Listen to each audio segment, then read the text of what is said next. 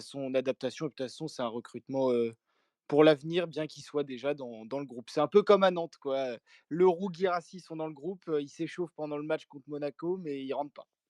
OK, merci. OK, bah, de toute façon, c'est le problème de ces jeunes qui partent un peu à l'aventure. Bon, je pense que le club s'y est retrouvé, mais je crois qu'il y a eu 4-5 millions d'euros. Mais bon, c'est toujours compliqué, quoi, surtout qu'il a pas joué de la saison. Salut Paul! Salut tout le monde, bonsoir à tous. Bonsoir à toi, ça va la forme? Ça va super. Ouais. Clébar nous disait qu'il appréciait en fait, le fait de débriefer le match avec un peu plus de recul. Est-ce que tu es sur la même idée? Ouais, moi je suis assez d'accord. Je trouve que j'ai beaucoup réfléchi, j'ai beaucoup regardé les images de ce week-end et j'ai une réaction à froid qui est beaucoup plus différente qu'à chaud. Donc je trouve ce format un peu plus sympa avec un peu plus d'espace. Ouais, c'est pas faux, c'est pas faux. Bah, justement, donc, bon, ce match face à Monaco, match à rebondissement, c'est ce que disait Elodie là, qui nous écoute ce soir. Je crois que ça faisait longtemps qu'à la Beaujoire, il y avait pas eu autant de suspense, on va dire, même si on aurait préféré qu'il soit un peu différent. Et par rapport justement à ce sentiment, donc, quel était ton sentiment, on va dire à 21:00, vendredi? Et est-ce qu'il est vraiment très différent de ton sentiment de ce soir? Alors mon sentiment, je pense comme tout le monde, ce vendredi, c'était de la frustration. Mais en fait, en y repensant aujourd'hui, au final, je suis assez content d'être frustré. Parce que si on est frustré, ça veut dire qu'il y a quelque chose de bon qui est à ressortir de cette rencontre.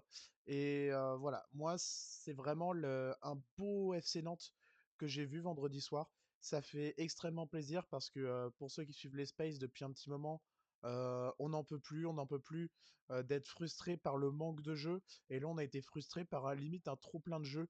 Donc voilà, content du visage de cette équipe. Oui, on aurait pu mieux faire. Après, c'est l'AS Monaco. On va en reparler de la forme un peu monégasque. Mais voilà, c'était un très beau match. Très content du visage et du caractère aussi qu'ont montré les Nantais ce vendredi.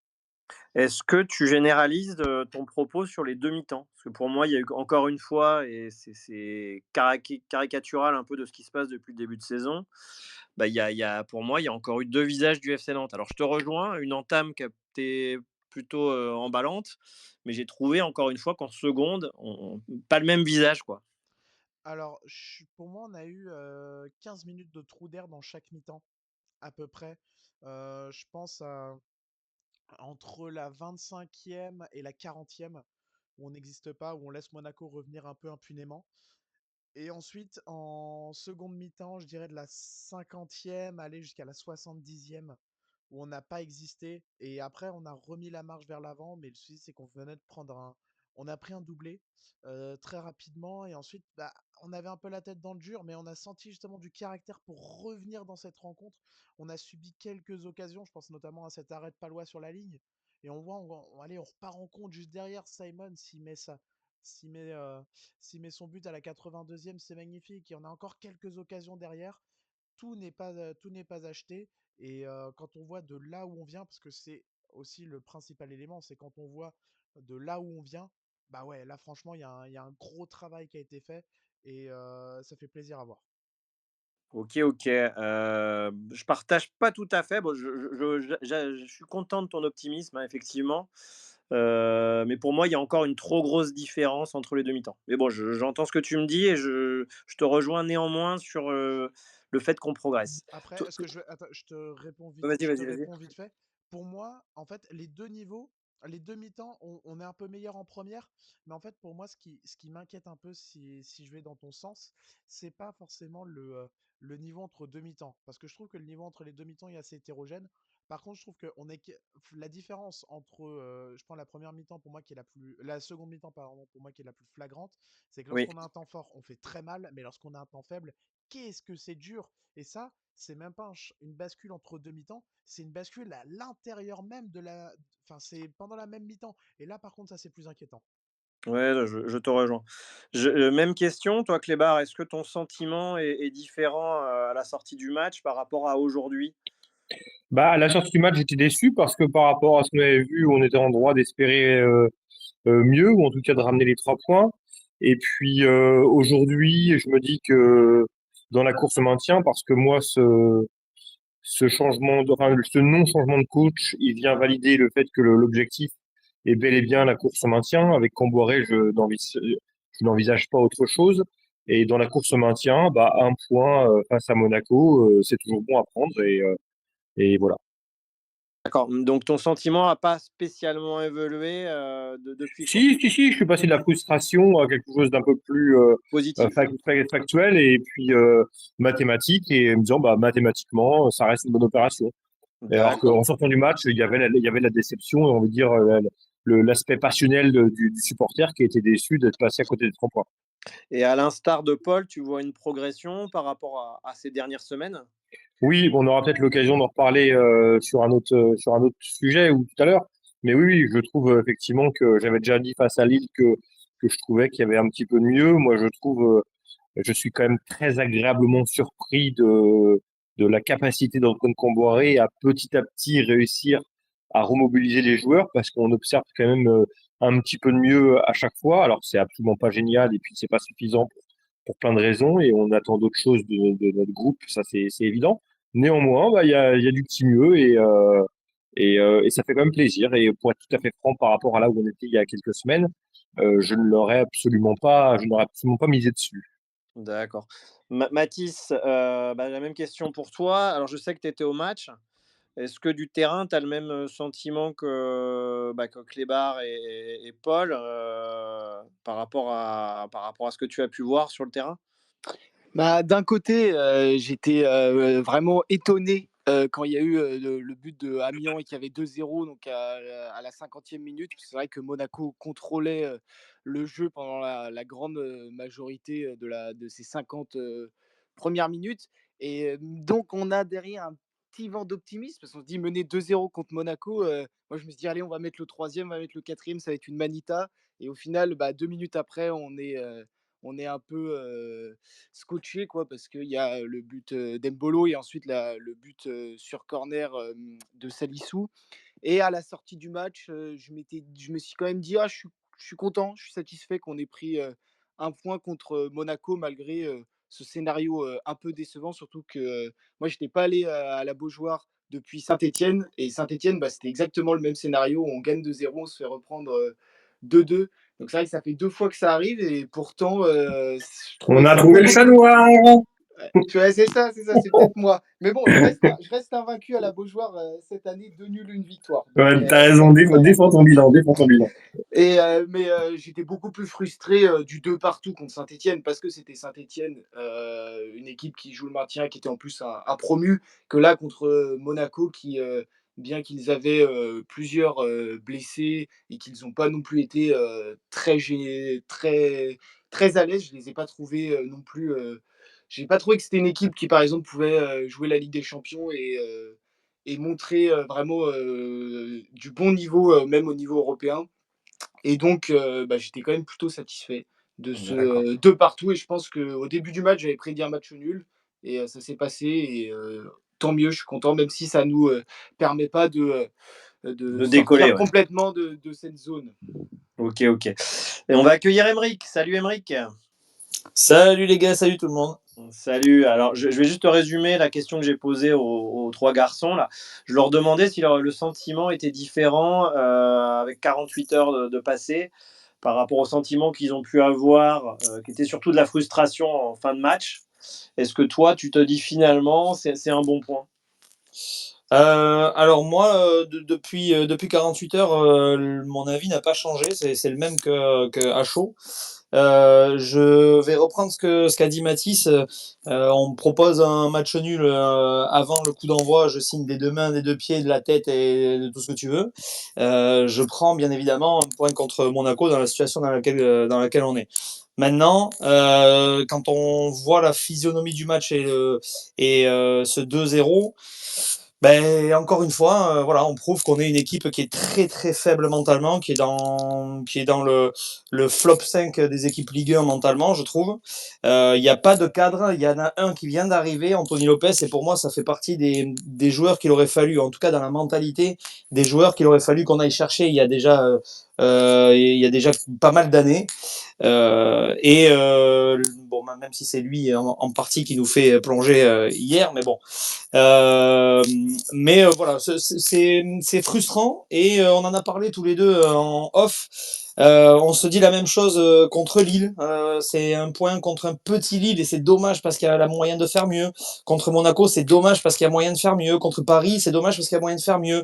Lens, pareil, rappelez-vous du scénario de Lens. On mène et derrière, on se fait bananer, on perd. Donc en fait, ça fait plusieurs équipes comme ça qu'on est vraiment pas loin d'aller chercher mieux qu'un nul ou une défaite comme contre Lens. Et mentalement, on est tellement catastrophique qu'on n'est pas capable d'avoir ce petit cran qui nous permet de prendre 3 points contre Alors, ce genre d'équipe. je vais rebondir. Il y a l'aspect mental où je te rejoins à 100%. Est-ce que tu ne crois pas qu'il y a aussi l'ingrédient des consignes qui fait que forcément à jouer tout le temps dans nos 30 mètres, il y a des manquements et des erreurs. Ah si, très clairement. Après, c'est clair que quand tu attends trop l'adversaire, au bout d'un moment, ça finit par céder, surtout contre des équipes comme Monaco, Lille ou Paris ou Lens. C'est sûr qu'à un moment donné, ça cède.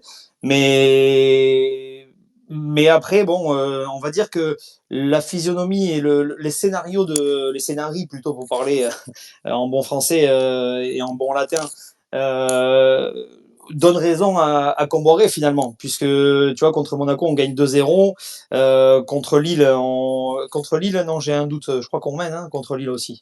Ou on revient. Non, on revient. Contre Lille, on revient. On revient. On revient.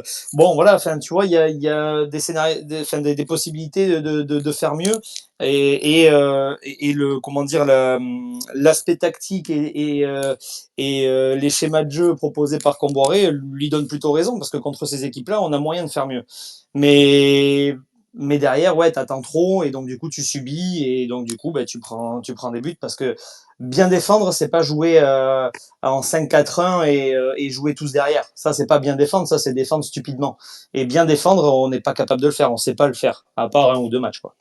Moi, tu vois, j'étais frustré comme la majorité là, vendredi soir, avec un peu de recul quand je me replonge dans les statistiques et je me dis qu'encore une fois, on a eu 30% de ballons. Je me dis que finalement, bon, il y a pas trop de surprises à faire match nul, à rester recroquevillé et à espérer un exploit ou deux de nos flèches devant, quoi. Ah oui, Donc, mais ça, comme tous les autres matchs, hein. Comme tous les autres matchs, si tu regardes, on est un peu dans les mêmes proportions sur les autres matchs aussi. Mais, mais c'est frustrant dans le sens où si on avait une équipe qui était, tu vois, je suis en train de regarder en même temps les stats contre Lille. Lille, on a 29% de possession de balle sur le match, hein. là, c'est 31, là. Là, c'est 31, donc tu vois, c'est à peine mieux. C'est à peine mieux, donc on est dans les mêmes proportions. Mais ce que je veux te dire, c'est que tous ces matchs, on est très clairement en déficit de ballon par rapport à de possession de balle comparé à l'équipe adverse.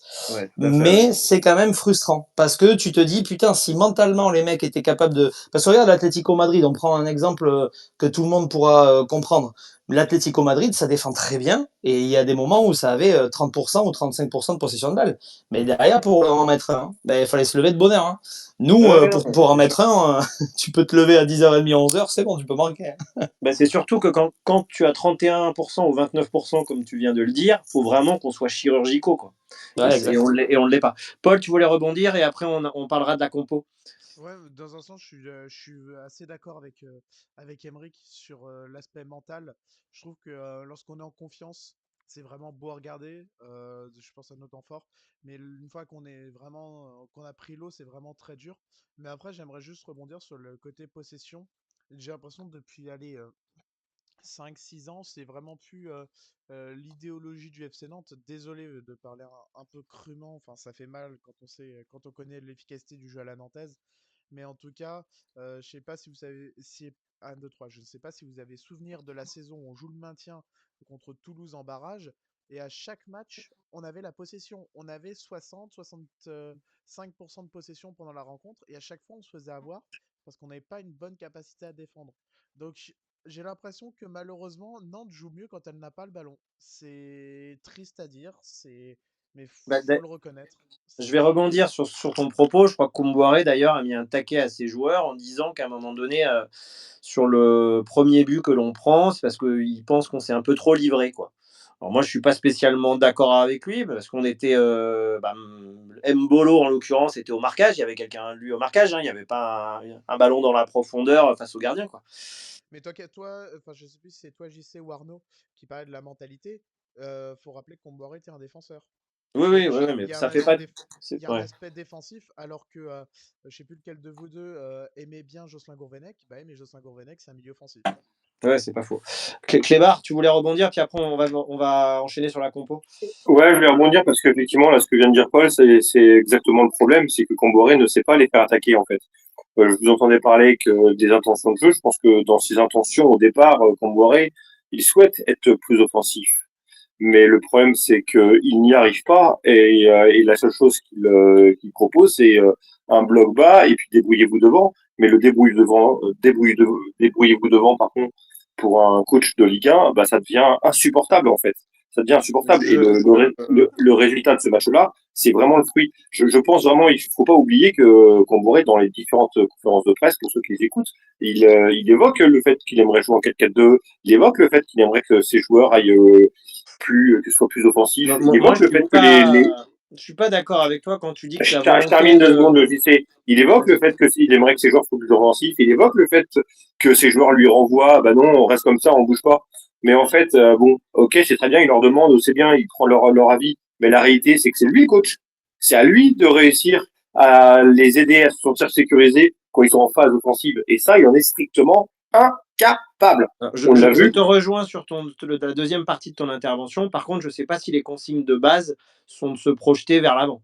Moi, je maintiens que le plan de jeu, c'est surtout de ne pas perdre plutôt que de gagner les matchs. Bah écoute, regarde là, l'entente de match hier face à Monaco, tu as bien vu que malgré qu'il y avait une composition de départ qui se voulait assez défensive, il y avait des intentions qui se voulaient plutôt offensives, parce que sur les premières minutes, on harcèle. Oui, oui, oui, c'est pas faux. Mais bon, on va arriver sur la compo. D'ailleurs, on va repartir avec Mathis. Est-ce que toi, tu as trouvé la compo étonnante? Alors, moi, bien évidemment, il y a eu la grosse surprise Castelletto. Est-ce que tu as trouvé ça très surprenant de le voir dans l'entrejeu, quoi? Bah, les hommes ne m'ont pas étonné parce qu'on voit qu'il y avait quand même une équipe qui se forme un petit peu ces dernières semaines. Et c'est vrai que je m'attendais à qu'on joue en 5-2-3 avec donc défense centrale Castelletto, Zézé, Palois qu'on avait déjà vu plusieurs fois quand Palois joue parce qu'on sait très bien que Palois dans une défense à 4 c'est plutôt compliqué. Et pourtant non, on a eu le droit à cette défense à 4 et Castelletto ça fait maintenant plus de 4 ans qu'il est au club, voire 5.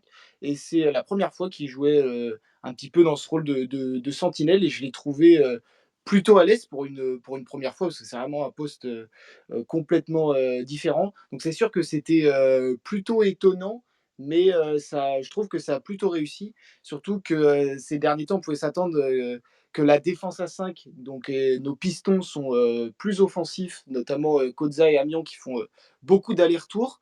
Et malgré cette défense à 4, j'ai trouvé Kodza et Amiens qui devaient peut-être plus rester derrière. Au final, ils ont fait autant d'allers-retours que dans une défense à 5.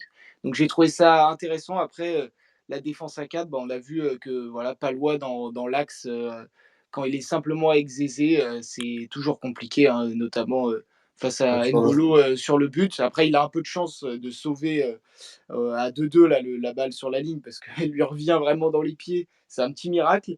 Mais voilà, j'étais plutôt satisfait de la compo. On voit qu'il y a quelque chose qui est en train de se construire avec Sorba, Simon d'un côté, Ablin devant. Et ça se construit petit à petit. Et je trouvais Ouais. ça vraiment Alors, intéressant et logique. moi, je rejoins Mathis sur le fait que Castelletto ait été intéressant dans le rôle du numéro 6. Toi, Emeric, est-ce que tu rejoins ça? Et l'envie de ne pas mettre un jeune, on va le nommer Leroux, ou un autre par rapport à l'absence de Chirivella, est-ce que ça a sécurisé le milieu en mettant Castelletto, mais est-ce que ça n'a pas fragilisé justement la défense, quoi? Bah, ça reste dans la continuité de Comboiré. Il préfère prendre un joueur et le faire jouer à un poste qu'il connaît pas du tout et auquel il n'a jamais joué, dans un rôle dans lequel il n'a jamais joué, plutôt que de faire confiance à un jeune qui est en train d'être formé à ce poste-là. C'est dans la continuité, donc j'ai pas été vraiment étonné. J'arrive même plus à être déçu en fait maintenant. Moi, au contraire, quand je vois la compo, c'est pas quelque chose qui me transcende. Je suis pas du tout, je l'ai déjà dit à plusieurs reprises, je suis pas du tout fervent comment dire, de cette animation-là que Comboiré aimait. Alors après, ouais, un 4-3-3 ou 4-4, enfin je sais pas, bon, je sais pas exactement, mais en tout cas dans l'animation, défensivement, c'est clair qu'on était quasiment sur un limite un 5-4-1 en fait quoi. Et c'est des animations qui me plaisent pas beaucoup. J'ai énormément de mal avec comment dire un bloc bas. Et on le voit trop souvent au FC Nantes pour que je puisse prendre du plaisir. Donc, je prends pas de plaisir à voir cette équipe jouer. À part par moment, il y a des petits trucs qui sont intéressants et je me dis putain, mais pourquoi on le fait pas plus souvent? Et c'est dommage parce que quand il essaye de produire du jeu, Comboiré, on voit qu'il y a des choses qui sont quand même intéressantes. En plus, il y a un recrutement cette année et depuis quelques années avec des joueurs de ballon. Thierry Villa a été un des premiers. Douglas Augusto, c'est un joueur de ballon. Le Penant, c'est un joueur de ballon. Je comprends pas pourquoi on essaye de jouer avec des transitions rapides. C'est pas quelque chose qui me plaît. Voilà. Ok, ok. Paul, tu voulais intervenir?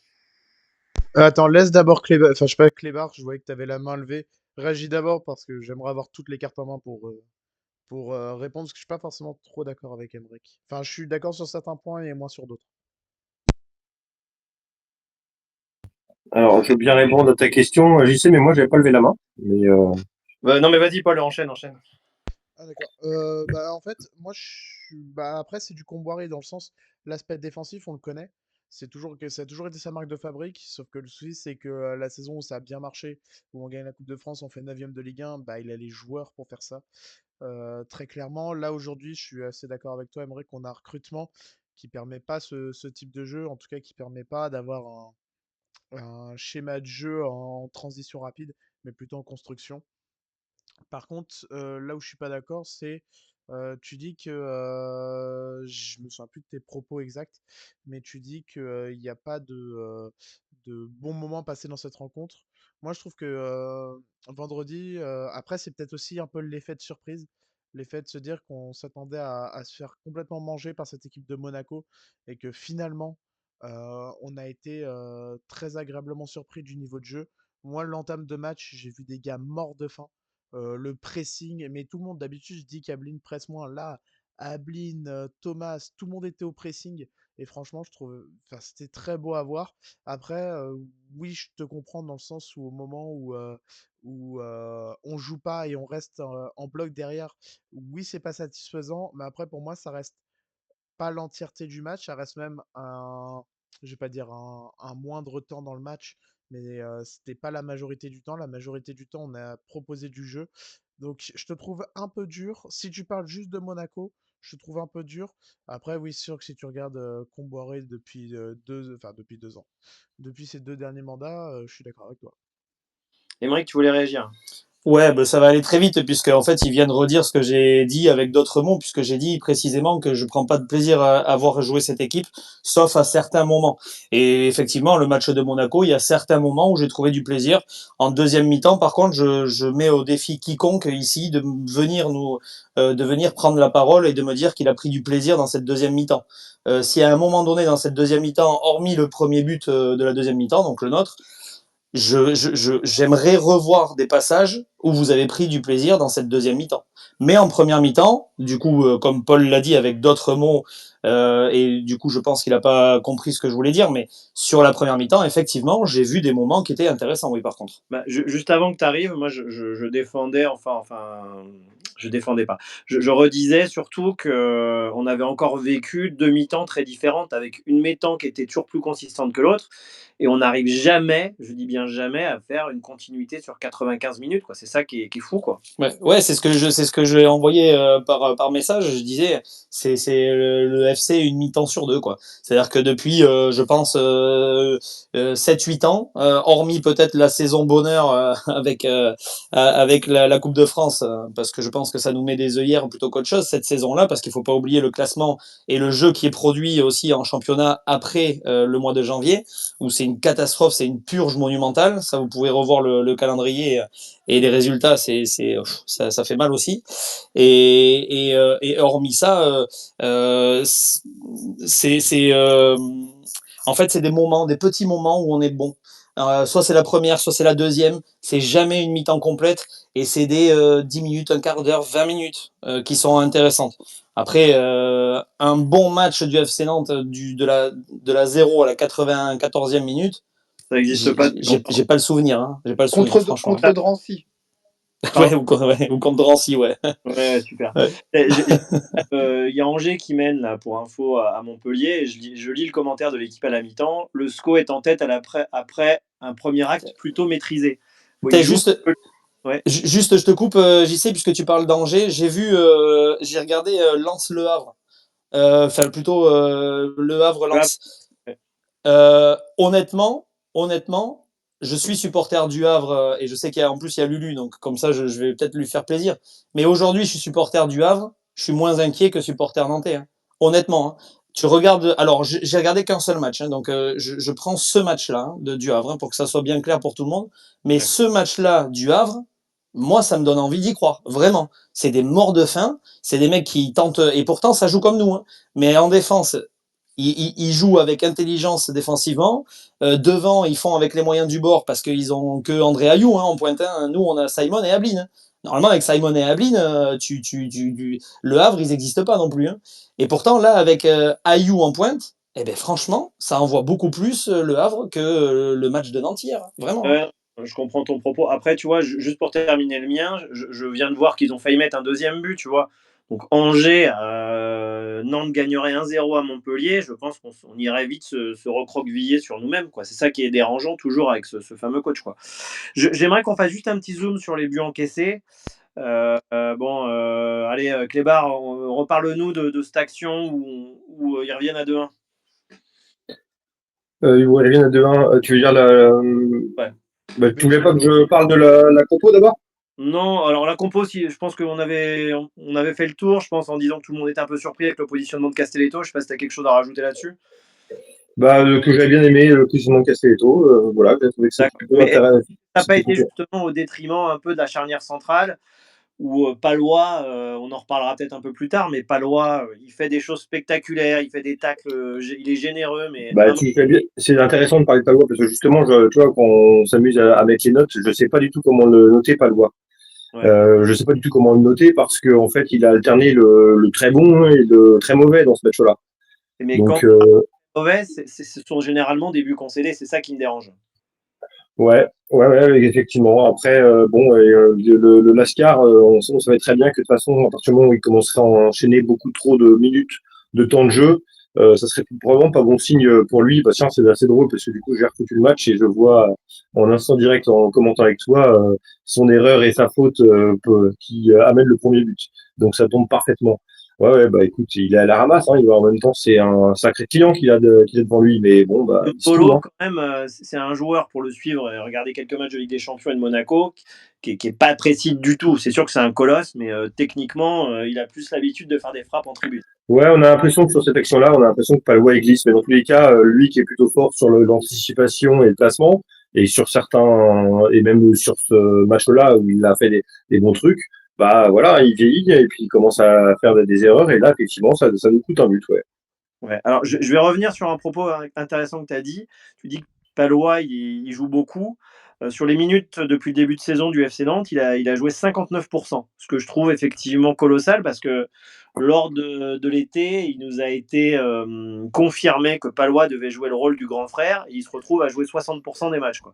Donc, Bah oui, je trouve que ça en dit long sur un petit peu l'état du FC Nantes actuellement. C'est que moi, Palois, je m'attendais à le voir rentrer un match sur trois, soit 59%, on est bien plus que ça, quoi. Ouais, on est bien d'accord là-dessus. Bon, sur le deuxième but, je pense qu'il n'y a pas grand-chose à dire. On est dans une situation assez similaire avec ce qu'on a vécu avec Rennes, c'est-à-dire une sortie loupée. L'autre fois, c'était Karlgren, maintenant, c'était Lopez. Toi, Mathis, j'aimerais t'entendre sur la réaction d'après-match. Parce que sur les deux buts encaissés, il y a eu une lecture qui a été très différente de notre coach, Antoine Koumboiré. Je l'ai pas entendu critiquer Palois sur le premier. Par contre, il a démoli Zézé sur le deuxième. Est-ce que tu trouves ça justifié, quoi? Bah, je sais pas, c'est compliqué. Je pense que, c'est pas facile pour lui de dire que, il y a un joueur, plus âgé, aussi expérimenté que Palois qui lui a apporté, beaucoup de choses. Parce que c'est vrai qu'on peut critiquer Palois, aujourd'hui pour le fait que, hormis, tacler et envoyer des drops, en tribune, c'est pas, le grand défenseur, qu'on a connu justement pendant cette fameuse saison de coupe de France.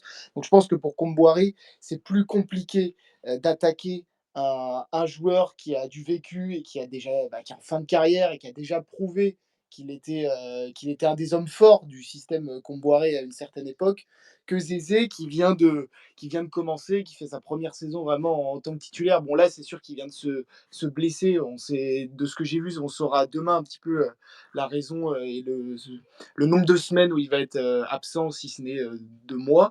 Et donc, je trouve ça à la fois, je trouve ça pas étonnant en fait que Comboiré dise attaque un petit peu Zézé. Je pense que le Mais tu message trouves il veut ça faire pas. juste ou pas pour Bah, l'équilibre du. c'est compliqué pour un jeune joueur de recevoir ça quand il sait que son collègue de défense n'a pas fait un meilleur match et pourtant lui n'a pas été attaqué par le coach. Mais je pense que c'est tout simplement une stratégie pour dire à Zézé ah bah, si tu veux continuer à être titulaire, ta place n'est pas automatique, surtout si tu continues à faire des petites erreurs. Après, je trouve que sur le corner, c'est tout simplement Lopez. On dit Zézé peut prendre la balle, c'est juste Lopez qui loupe sa sortie. Ça se trouve, en plus, Lopez dit à Zézé laisse. Donc forcément, il va pas la toucher. Ça, c'est sûr qu'on n'est pas sur le terrain, on connaît pas les communications. Mais l'erreur, elle est de Lopez, elle n'est pas de Zézé sur Oui, oui, ce t'as début. raison, mais moi, ce qui me dérange, c'est que c'est la deuxième fois qu'il tacle Zézé publiquement. La première fois, c'était un match où il n'avait pas aimé sa prestation. Il avait mis un autre joueur, il l'avait dit en conf. Paul, tu voulais rebondir là-dessus, hein, et je voulais vous entendre par rapport justement à ça, votre opinion sur. Moi, je trouve ça indécent quand Palois se fait mystifier de cette façon-là, d'aller charger Zézé sur le second but, quoi. Bah déjà, premier truc, c'est que j'ai une petite info sur Zézé, notamment sa blessure. On nous avait parlé notamment de la cheville. Alors oui, on attend les résultats demain. Mais au niveau de au début, on pensait que c'était la cheville qui était touchée. On nous a sorti, moi j'ai eu l'info en interne, comme quoi il y aurait une indisponibilité entre 15 jours et un mois et demi. Et là, finalement, avec les tests qui se sont passés aujourd'hui, les experts sont un peu plus pessimistes parce qu'il semblerait en tout cas qu'il n'y ait pas que la cheville qui soit touchée. On remonterait peut-être sur le tibia. Donc voilà pour l'instant les premières infos. Mais oui, je suis assez d'accord sur le fait que tu cherches pas un gamin qui fait sa première saison Ligue 1 et qui donne le meilleur de lui-même. Voilà, et on sait qu'il est courtisé. On sait qu'il partira probablement pas cet hiver, mais au mercato d'été. Et je trouve ça un peu dégueulasse de lui remettre à charge euh, tes erreurs parce que, faut pas se mentir, sous Antoine Comboiré, les coups de pied arrêtés, il n'y a pas que ce match. Les coups de pied arrêtés, on est inexistant, que ce soit offensivement et défensivement. Alors oui, Lopez se trouve, pardon. Moi, enfin, je l'en veux absolument pas. D'accord, c'est lui, entre guillemets, sa sortie qui nous coûte les 2 points. Mais quand tu vois les parades qu'il fait pendant toute la rencontre, on aurait pu en prendre. Enfin, le but qui nous évite, on aurait pu le prendre bien plus tôt. Donc, vraiment pas d'animosité envers Lopez. Pour moi, voilà, c'est une sortie ratée de gardien. On sait que c'est le dernier rempart d'une défense. Et on sait que malheureusement, un attaquant, lorsqu'il loupe une frappe et qu'il la met 30 mètres au-dessus, enfin, on dit pas grand-chose. Et un gardien, lorsqu'il fait une erreur, c'est très coûtant. Voilà, C'est payé cash, ouais. celle de Lopez, elle nous fait mal. C'est la seule erreur qu'il fait de la rencontre, le pauvre. Il vient d'arriver. Mais voilà, pour moi, enfin, il n'y a pas d'animosité, que ce soit envers Zézé qui se fait un petit peu manger sur son duel. Mais voilà, s'il est jeune, c'est de l'expérience à prendre, ni vers Lopez qui rate sa sortie. Mathis, tu voulais rebondir, puis après on entendra Emeric sur le même sujet. Ouais, c'était pour parler un petit peu des coups de pied arrêtés et de la blessure de Zézé. Pour commencer au niveau des coups de pied arrêtés, il faut quand même savoir que Monaco, c'est une équipe très très athlétique, hein. Je pense que on le voit encore plus du stade, que ce soit Zakaria, Salissou, Kerrer, Singo, c'est Ah, vraiment ce sont des des Golgoth. Hein, colosses. Et c'est pas étonnant qu'un joueur comme Zézé, qui est encore jeune, bien qu'il soit très grand, on voit encore qu'il est un peu fin. Donc, c'est pas étonnant qu'il se fasse un petit peu manger par ce type de gabarit. Et ensuite, bah, pour sa blessure, je trouvais ça très étonnant. Je trouvais ça un petit peu une gestion un petit peu calamiteuse du service un petit peu médical, puisque il, euh, il, il a mal, les médecins viennent, on le remet sur le terrain alors qu'il boitait, mais comme pas possible. Et 3 minutes après, juste parce que je crois que c'était Gebama qui n'était pas prêt, il reste 3 minutes en plus sur le terrain. Et il boitait, mais comme pas possible. Enfin, il ne pouvait pas continuer. D'ailleurs, il s'est mis par terre au niveau de la ligne de touche. Et ça, c'est encore une fois, je trouve ça vraiment étonnant. Pourquoi on ne fait pas le changement directement au lieu de le retester alors que ça se voyait très bien. Enfin, je ne suis pas médecin, mais ça se voyait très bien de la tribune qui ne pouvait pas continuer le match. Et d'ailleurs, j'ai même eu peur parce qu'à un moment, Mbolo a fait un appel entre Palois et Zézé. Et bah là, si Ben Seguir lui avait donné le ballon, on l'aurait pu revu. Pardon. Ouais. Paul, tu voulais rebondir ou c'était encore de tout à l'heure là? Ah, c'est de tout à l'heure, excuse-moi, je Ok. voulais pas. Émeric, toi, qu'en penses-tu là de Haka qui détruit Zézé en protégeant Palois? Très, très clairement, on est dans la continuité de Comboiré. Et, il n'est pas formateur, il s'en balèque de la formation. Et ce qui c'est fou parce que il a eu une période où il lançait des jeunes. Là, aujourd'hui, on sent très clairement que c'est pas sa priorité. Que il veut viser le maintien et que pour lui, le maintien, il passe par des hommes d'expérience et pas lancer des jeunes. Euh, Pour moi, il se trompe complètement parce qu'il y a des équipes qui réussissent très bien avec des jeunes à s'en sortir et qui peuvent justement, comment dire, qui peuvent engranger de l'expérience et des minutes de jeu pour être après sur autre chose que du maintien. Mais bon, je suis pas étonné, on est sur de la continuité. Pour moi, la plus mauvaise nouvelle, c'est pas qu'il charge Zézé, c'est qu'on va se taper, on risque de se taper du Duverne pendant quelques semaines. Et, et alors là, j'entendais parler de Gébamin. Et quand je pense qu'il y a si peu de temps, on avait un Ronald Pierre Gabriel qui était, c'était pas le meilleur des joueurs, mais il faisait le taf. Il a jamais été catastrophique. Il a toujours fait plus ou moins le boulot, des fois même un peu mieux que ce qu'on lui demandait, et des fois, la plupart du temps d'ailleurs, très correctement. Et là d'ailleurs, il s'éclate au Dynamo Zagreb. Je crois qu'ils sont deuxième ou troisième. Il est tout le temps titulaire. Enfin, ça se passe super bien pour lui. Et quand je vois que derrière, on a été prendre des joueurs comme Duverne ou alors, enfin Duverne c'était en même temps, mais Gébamin après au milieu de terrain, je me dis putain, j'espère que Gébamin ça va faire un peu la même chose, qu'il va repartir maintenant là et voilà, allez, loin de Nantes. Bah, c'est sûr que je te rejoins pleinement par rapport à ça. Paul, c'est encore la main de tout à l'heure ou tu voulais intervenir? Non, je voulais intervenir parce que Vas-y, vas-y. et tu parles, Arnaud, tu parles de Duverne. Euh, Aymeric. c'est Emmerich, pardon? Oui, oui, c'est Aymeric qui parlait. Ah, pardon, Emmerich, tu parles de Duverne. Moi, je m'attends limite à voir Gébamin titulaire Oh là là là là. et repasser dans un espèce de système en 4-3-3. Ce qu'il avait fait contre Lille. Et malheureusement, avec le jeu des chaises musicales, on ne sait pas si Chirivella sera de retour au prochain match. Mais si Chirivella n'est pas de retour au prochain match, attention, retour de Gébama. Et parce que on a très bien vu que Comboiré s'entêtait avec ce joueur de manière insistante. Moi, je verrais plus un Gébama titulaire qu'un Duverne. Donc, Ouais, je sais ouais, mais pas, on a le choix entre la Entre la peste et le peste et le choléra. choléra. non, mais là, tu parles de si Chirivella est pas apte, donc du coup, il remplacerait peut-être Chirivella, ouais, au milieu de terrain, Bah, en mais fait, en défense centrale. il remplace Chirivella et en fait, Ah tu oui, voilà, donc recules Gébamin au Castelletto. milieu. On est Oui, d'accord. et Ah tu oui, oui, recules, d'accord. oui, pardon, je me suis mal exprimé. Tu mets Gebama au milieu et tu recules Castelletto en défense centrale. Ouais. Mais, Bon, de toute mais façon, oui, c'est la peste ou le choléra, ce que tu disais, j'y sais. ouais, mais le souci qu'on a, c'est qu'on joue mercredi et après vendredi, quoi. Donc, Palois, est-ce qu'il a la capacité, et encore, il fait des boulettes régulières, plus il va être fatigué, plus il va en faire, est-ce qu'il a la capacité d'enchaîner un match à Brest mercredi et d'être encore titulaire à Saint-Etienne? Enfin, moi, je ne sais pas ce que tu en penses, Clébar, hein, ça fait un petit moment qu'on t'a pas entendu. Déjà, tu as quelque chose à rajouter sur ce qu'on a dit concernant Koumboiré qui tire l'oreille de Zézé de manière un peu violente? Il mange sa Alors, crêpe, il peut pas tout faire. alors ça t'a marqué, hein. Ah bah oui, mais je pense que tu en manges matin, midi et soir. Est-ce que je me trompe? Joker. Alors déjà, Zézé fait une belle boulette. Hein. Faut remettre dans le contexte. Pour moi, sur ce coup-là, Zézé fait une belle boulette. Où ça? Quand? Sur le deuxième but, Enfin, belle boulette, il perd son duel. Hein. Boulette, ça me bah, semble un peu fort. comme Palois quelques minutes plus tôt finalement. Pardon? Comme Palois quelques minutes plus tôt. Ouais, mais alors un duel Voilà. aérien avec le gabarit là, de beau bébé qui met le but, là, qui égalise. Bah, je viens de revoir l'action passer à l'instant. Si tu veux, il y a Salissou au marquage, il le tient, il le laisse passer pile poil pour les marquer. Quoi. Ouais, Mais, de... Bon, bref, continue, continue.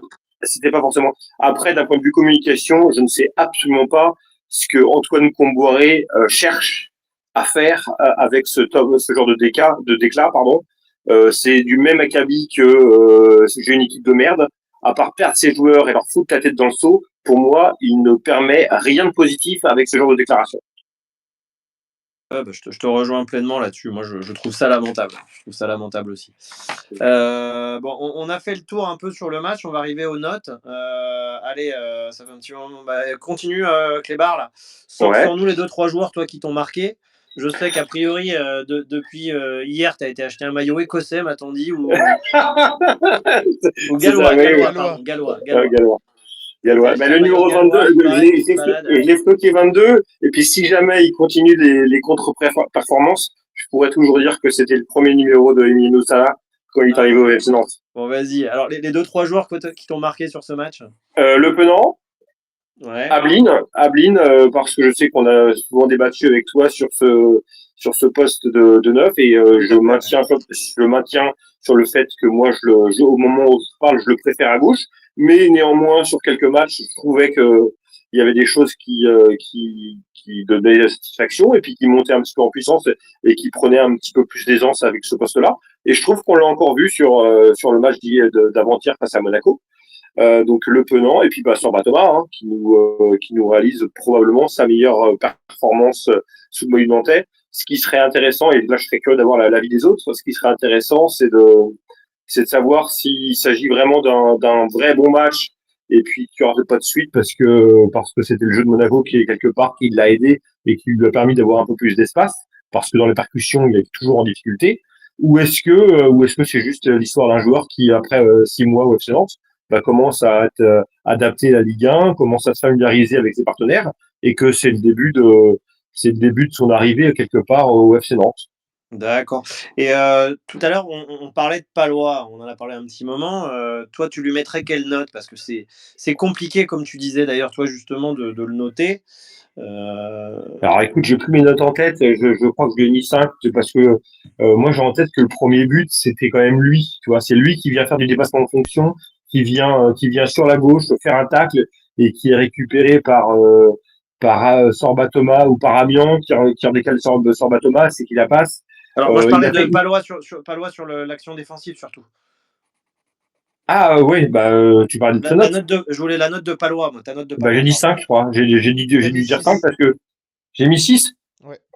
Ouais, j'ai mis 6. Bon, Ouais, bah écoute, j'étais gentil, je pense, parce que là aujourd'hui je mettrais 5. ouais, C'est bah, vrai que 6 c'est très cool. Moi, personnellement, j'ai mis 3. J'ai pas honte parce que enchaîne, Mathis. je l'ai trouvé vraiment, encore une fois, c'est bien beau, il fait crier les foules, hein, son nom est toujours le plus scandé au stade, mais hormis ça, enfin un statut, il a le statut, on va dire, d'être aimé du public, mais ça lui offre pas la garantie de bonne performance.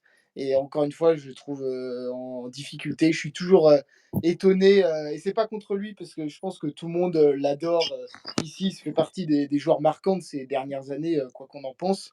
Mais maintenant, il s'agirait de laisser la pelouse sans lui. Mais le problème, c'est qu'on n'a personne derrière. Et là, en plus, avec la blessure de Zézé, évidemment, on va le voir certainement en plus avec Duvernay, ce qui risque d'être une charnière Oh là là là là. splendide. Et, et aussi, pour parler des notes, moi, pour parler d'Ablin, j'avais des gros doutes sur sa capacité d'avant-centre, notamment jouer dos au but contre des défenseurs vraiment solides de Ligue 1. Et depuis 2 matchs, donc le match de Lille et le match de Monaco, il s'en est vraiment très bien sorti Je parle même pas de ces buts que ça soit le penalty à Lille et là la belle frappe croisée qui est magnifique, hein, tout simplement. On demande ça à un attaquant. C'est vraiment dans son utilité dos au jeu où j'avais des doutes il y a quelques semaines. Où là, je sens il a vraiment progressé et ça me fait plutôt plaisir parce qu'au début, j'étais vraiment un détracteur. Comme quoi, parfois, il faut laisser le temps et j'espère que ça sera pareil pour Sorba Thomas. Voilà, laisser le temps à un joueur de s'adapter à un nouveau poste, un nouveau club, un nouveau statut et une nouvelle ligue pour le voir derrière performer dans les mois qui suivent. Surtout que par rapport, Aymeric, je vais te laisser la parole, par rapport à Sorba Thomas, il a vécu un peu l'humiliation qu'aurait dû mériter, je pense, qu'aurait dû avoir Gbamin. Parce que Gbamin, il a fait une rentrée dégueulasse, mais il est resté sur le terrain, lui. Donc ça, je ne comprends pas que l'entrée de Gbamin n'ait pas eu une fonction. Aymeric, tu voulais intervenir, puis après tu enchaînes sur tes notes. Ouais, juste sur Palois, je trouve que on le juge pas de la même façon que les autres. Je trouve que justement, comme il y a une ferveur autour de ce joueur, je trouve que on va être plus dithyrambique avec lui ou plus critique avec lui. Là, je trouve honnêtement que c'est ce que j'entends depuis tout à l'heure, c'est très sévère envers lui.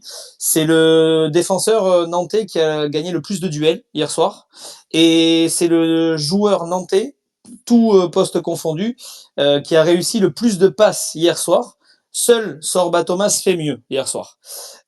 Donc, ok, c'est un défenseur. Les passes qu'il a à faire, c'est pas des passes hyper compliquées. Et on peut se dire que Le Penant et Augusto, Qui par ça, t'as exemple, dit? Nicolas Palois. De Non, mais quoi? avant. Ah ouais, Ah, c'est que seul Sorba Thomas fait mieux. et j'ai pas entendu. Oui, voilà. Donc je trouve que voilà, c'est un petit peu sévère.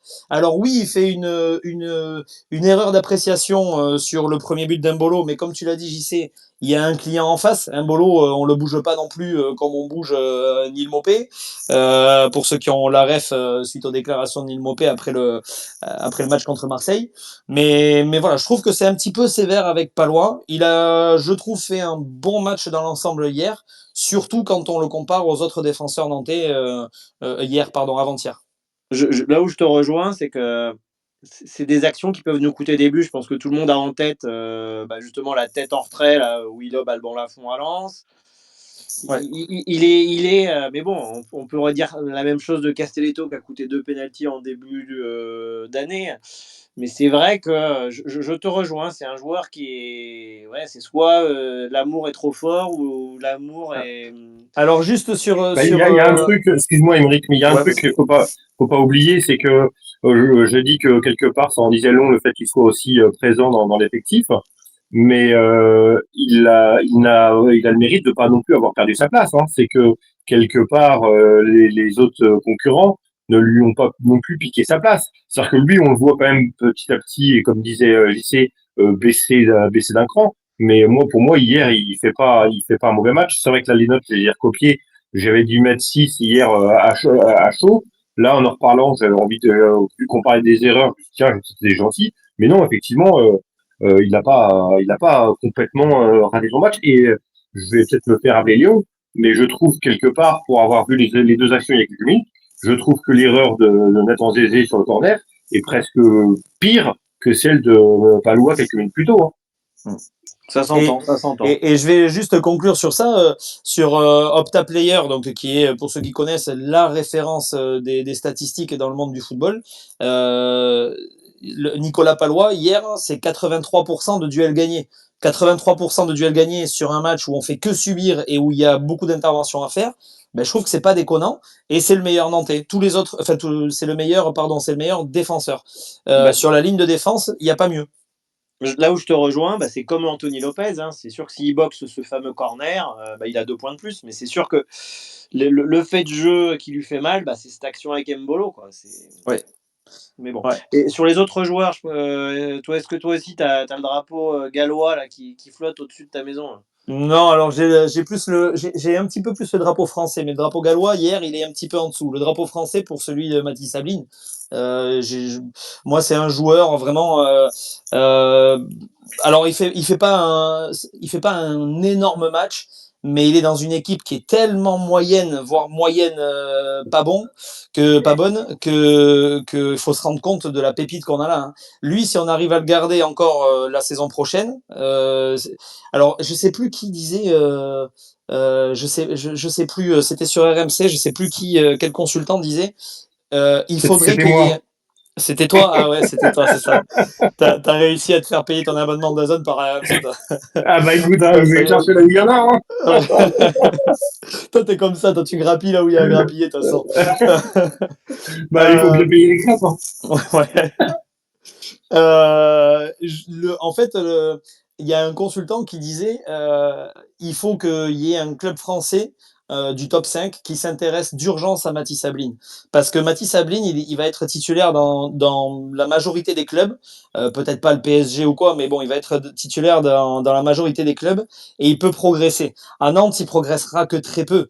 Mais c'est un joueur, très honnêtement, je veux pas m'avancer, mais j'aimerais mettre un petit billet sur Matisse Sabline pour un rôle très important. Je ne vais pas m'aventurer à parler d'équipe de France ou quoi que ce soit, mais pour moi, il peut être un top player du championnat de France dans les prochaines années. Bah, je vais reprendre un terme anglais, il a les skills en fait pour la palette technique, physique, bien campé pour passer Franchement, dos un au cap. but. Ouais.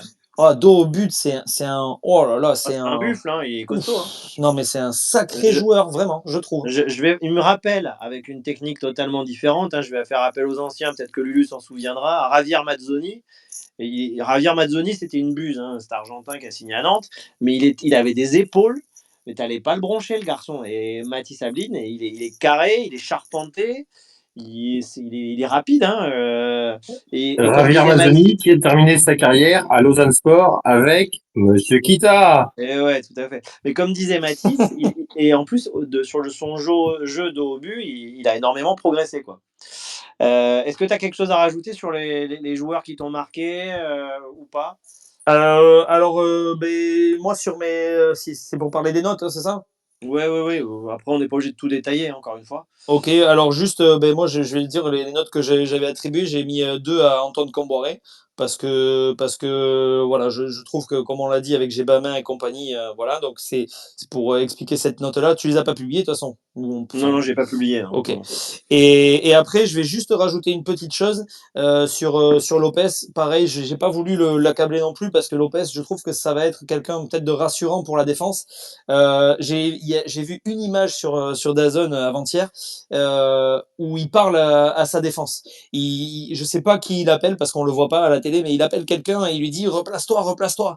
Et c'est fou, mais ça fait depuis, je pense, euh, peut-être que vous allez me contredire, mais il me semble que depuis Tatarusanu, on n'a pas vu un gardien parler comme ça à sa défense.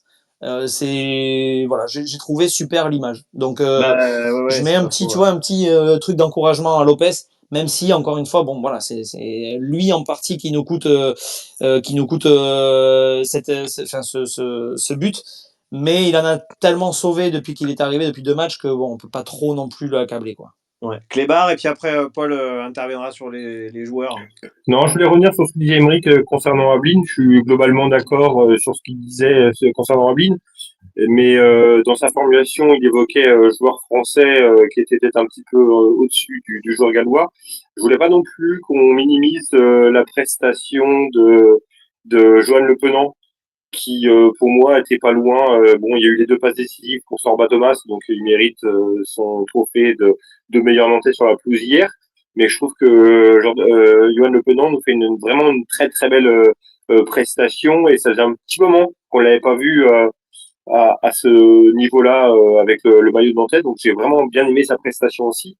Et un petit clin d'œil aussi pour Nicolas Cozza qui avait fait un match plutôt décevant aux yeux de certains la semaine dernière et que là j'ai retrouvé intéressant.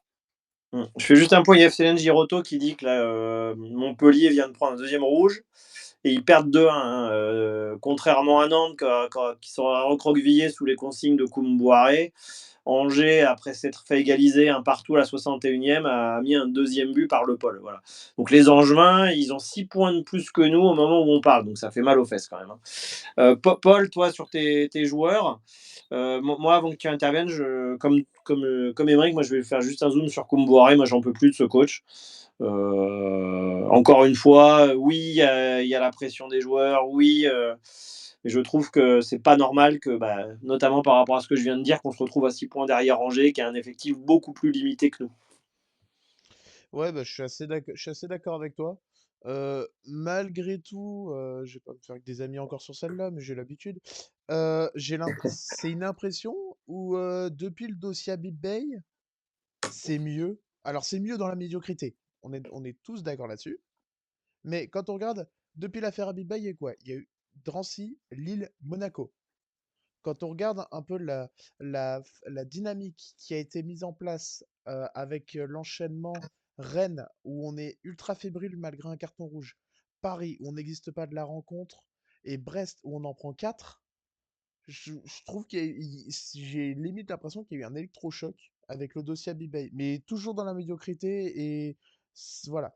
Mais après, si on devait retenir quelque chose de cette rencontre, je vais rejoindre un peu Sorba Thomas. Après, Sorba Thomas, on connaît son irrégularité. Moi, j'ai peur du coup d'épée dans l'eau. Je ne lui souhaite absolument pas. J'espère qu'il va garder cette forme, mais j'ai vraiment très peur du coup d'épée dans l'eau. Le Penant, pressing, récupération, un match ultra complet. Augusto aussi. Augusto, on en a pas assez parlé. Vraiment très bon match de sa part aussi.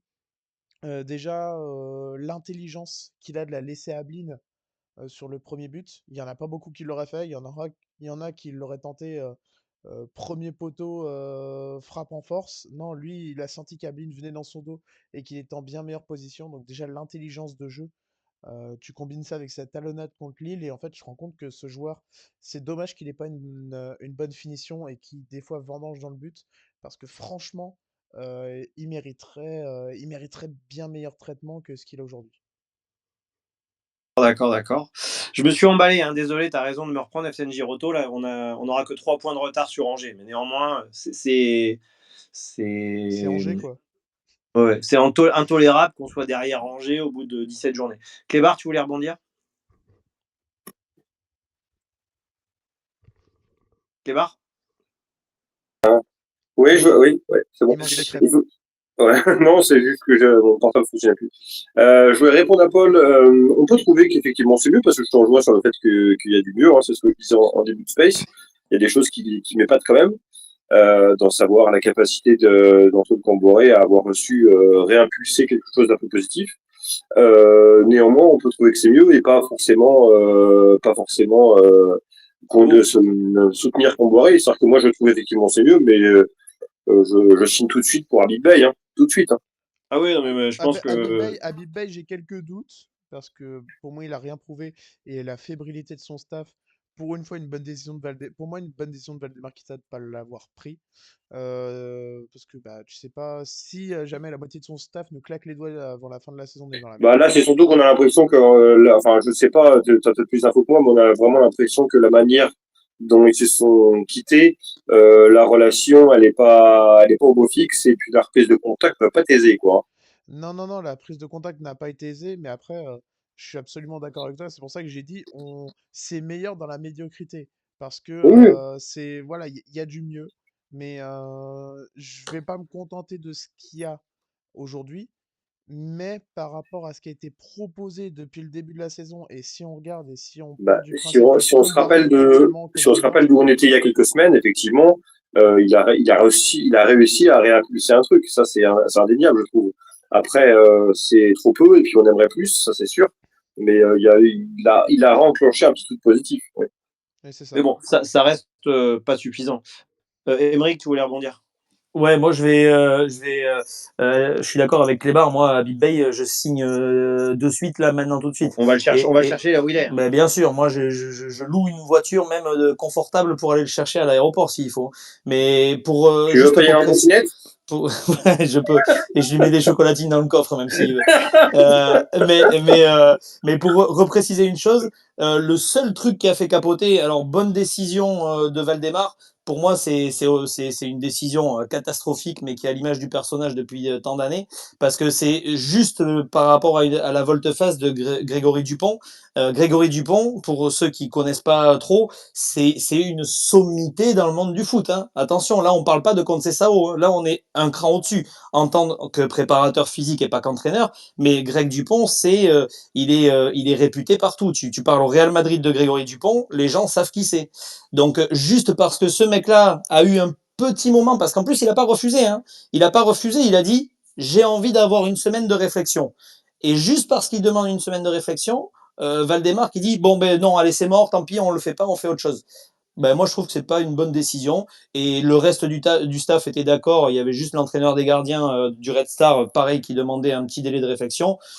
Je trouve ça un peu culotté, culotté hein, de la part de Valdemar. Et s'il faut prendre Clébar dans la voiture pour aller chercher à l'aéroport, je fais même cet effort-là de prendre Clébar et sa crêpe. Ah bah, en Ouais, fait, on est d'accord. Emmerich, je te réponds vite fait. C'est pas par rapport aux infos, c'est par rapport à mes impressions. C'est que t'es un coach qui a pas encore prouvé grand-chose. D'accord, t'as fait des choses exceptionnelles avec le Red Star et tant mieux pour lui. Après, le seul petit truc où j'ai des doutes, c'est quand même que tu proposes ce genre de personnes au moment où tu vas t'engager dans un club de Ligue 1. T'es pas non plus n'importe où.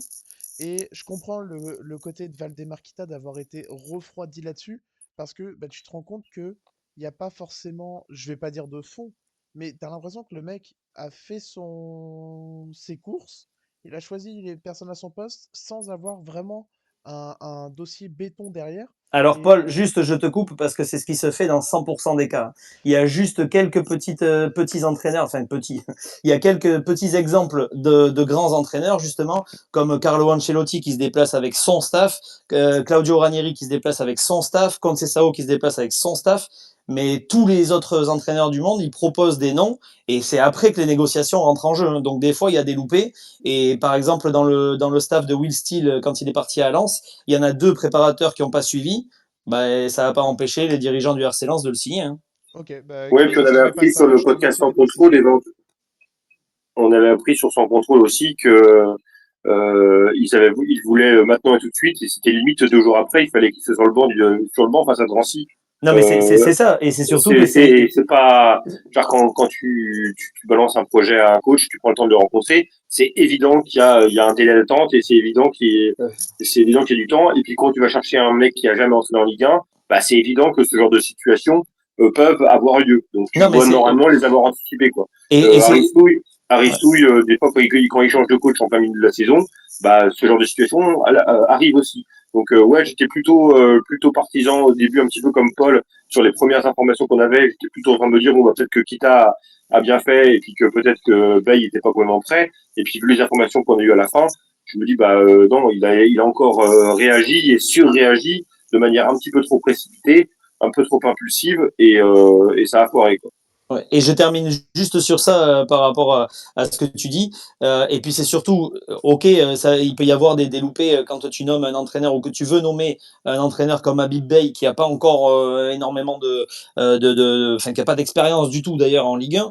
Mais c'est surtout que moi, ce que j'aimerais vraiment faire comprendre à tout le monde, c'est que Grégory Dupont, tu demandes à un mec qui a une renommée mondiale dans le football de haut niveau de te donner une réponse dans les 48 heures. Mais c'est un cinglé, c'est un taré, c'est un gros taré. On le savait déjà, mais c'est un gros taré. Bah, C'est en comme fait, si, franchement, pour vous donner un truc, c'est comme si t'es à 2 doigts de faire signer allez, peut-être pas un Carlo Ancelotti, mais un entraîneur juste le cran en dessous, et que le mec te dit, attends, il me faut une semaine de réflexion, et que tu lui dis, bon, ben non, tant pis, je prends quelqu'un d'autre, il me faut la réponse dans 48 heures. C'est un taré, c'est un malade. T'es à 2 doigts de faire Greg Dupont, mais laisse-lui une semaine de réflexion. Hein. Et si c'est pas lui, ben tant pis, tu vas chercher bah, un autre. je vais faire un exemple. En fait, c'est comme lors d'une maison, quand tu as une fuite à la toiture, les Kita, au lieu de s'occuper de la toiture, eux, ils vont faire la tapisserie de la chambre. Quoi. C'est le problème. Oui, et puis c'est surtout que là, tu prends ce qui se fait de mieux, quoi. Tu vois, Ouais, ouais, ouais, ouais, ouais. tu prends pas un matériau à 12,50 €. Tu prends le C'est sûr. matériau à 8 000 € là. Donc, pour l'avoir, ouais, tu patientes un petit peu, quoi. C'est sûr. Mathis, tu voulais intervenir, et puis après, j'ai une petite question, on enchaînera, vas-y. Ouais, surtout ce qui est inquiétant, c'est qu'il y avait clairement le timing pour attendre une semaine, vu que c'était la trêve. Alors peut-être qu'ils voulaient fêter les fêtes de Noël sans penser à des entraîneurs, mais il y avait quand même 2 semaines sans match entre le match de Lille et le match de Drancy qui n'était pas non plus hyper important. Je pense que, avec tout le respect pour Drancy, Comboiré, Bey, Gourvenec ou même Domenech, on aurait gagné le match. Donc je vois pas, c'est très très étonnant. Et puis pour revenir sur Comboiré, on parlait tout à l'heure on s'ennuie devant les matchs, il n'y a pas de production de jeu, on sent pas vraiment une progression dans le jeu, etc. Mais le problème avec ça, c'est que Comboiré, on l'a bien vu avec l'épisode autour avec la presse, c'est qu'il pense davantage à quand est-ce qu'il va se faire virer, à quand est-ce qu'il va enfin produire du jeu et proposer une stratégie à long terme.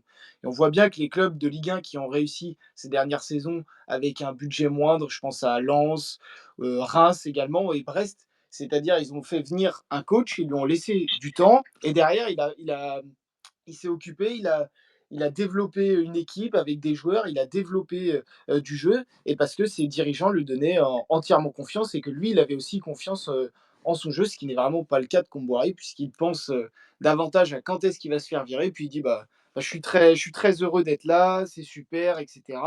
Mais voilà, du jour au lendemain, on sait très bien que il peut se faire virer, et à vrai dire, je pense que c'est une de ses préoccupations numéro un, mais ça, c'est encore une fois Bah, je... pourquoi? C'est parce qu'il est à Nantes et qu'il y a l'Équita qui peuvent appuyer sur la gâchette à tout moment. Et c'est ça le problème à Nantes. Et c'est pour ça que ces dernières années, bah, il n'y a jamais un entraîneur qui a. On a vu une stratégie en 2, 3 ans avec une progression linéaire qui est provoquée par une qualification en Coupe d'Europe via le championnat. Parce que la Coupe de France, c'était génial, c'était exceptionnel, etc. Mais c'était qu'une parenthèse dans 20 années très compliquées où on ne voit pas le bout du tunnel. Juste par rapport à ça, c'est sûr que si tu disais Koumboiré, si on prend 4-0 à Saint-Etienne dimanche, je pense qu'on aura un space la semaine prochaine. On parlera potentiellement du limogeage de Koumboiré. On va refaire un tour de table. Maintenant, j'ai une petite question. Il y a 2 matchs qui arrivent cette semaine. Clébar, t'es Antoine Koumboiré. Est-ce que tu. Pour une fois. Oula, Pardon. je t'ai perdu. Non, c'est bon.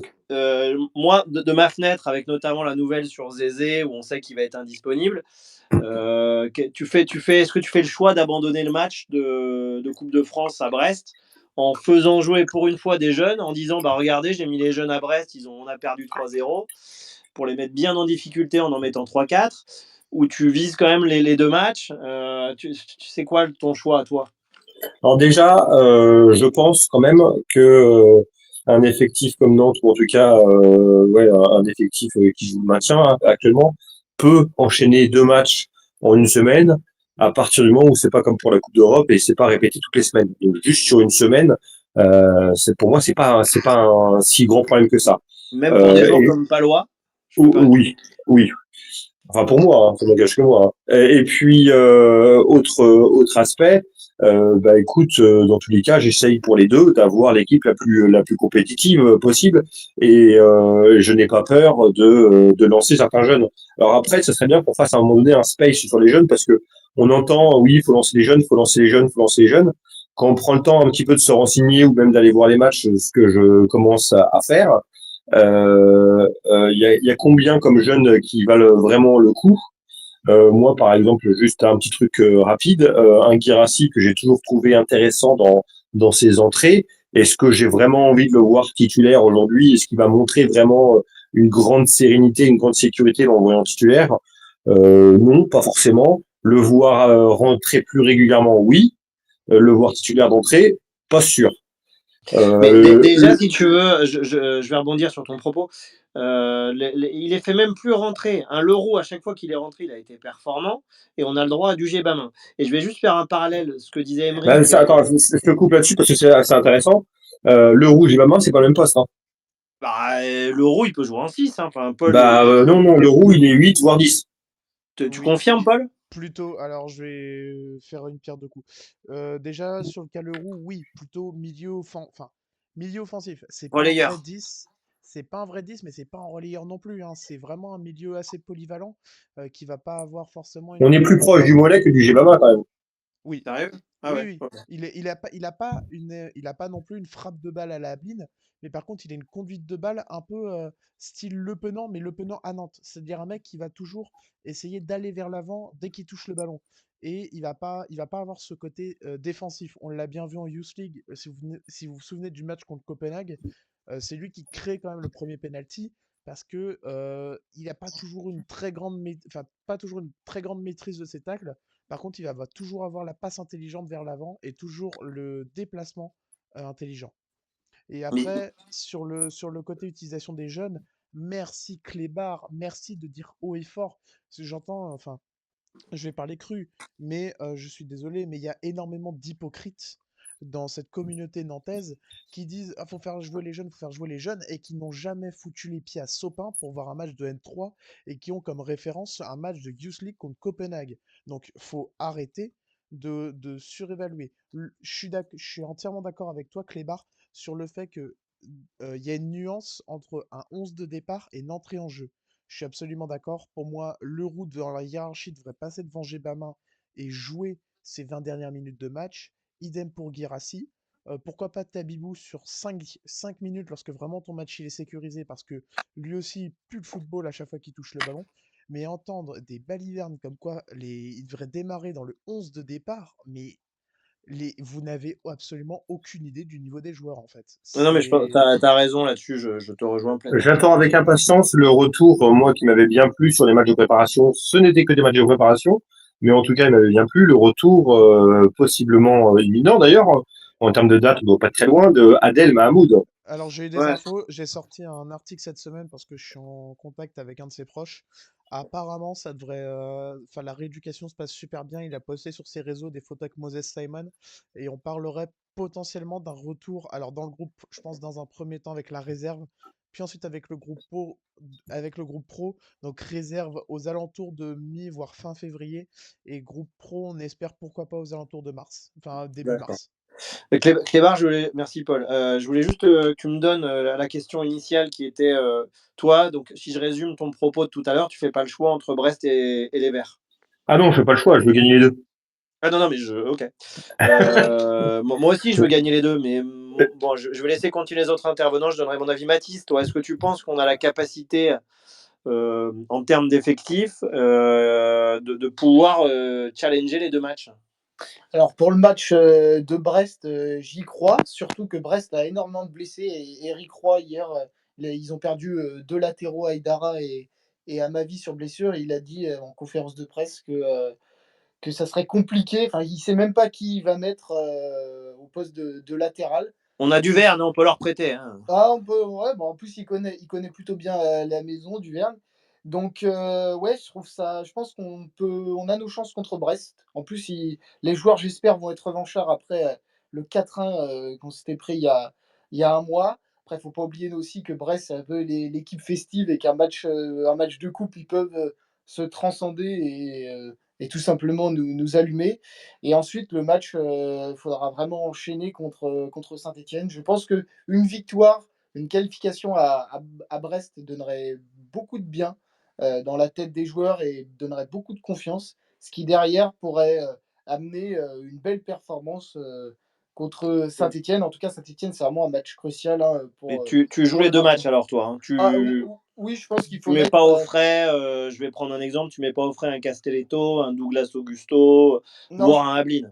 Non, je pense qu'il faut mettre l'équipe type. Faut pas oublier que c'est quand même des professionnels et que depuis le 20 décembre, ils ont joué seulement deux matchs. Donc en 3 semaines, c'est pas non plus énorme. Donc là, pour une fois qu'ils jouent deux matchs dans la semaine, faut quand même pas se moquer, faut pas se moquer du monde. Hein. Si un jour Ok, ok.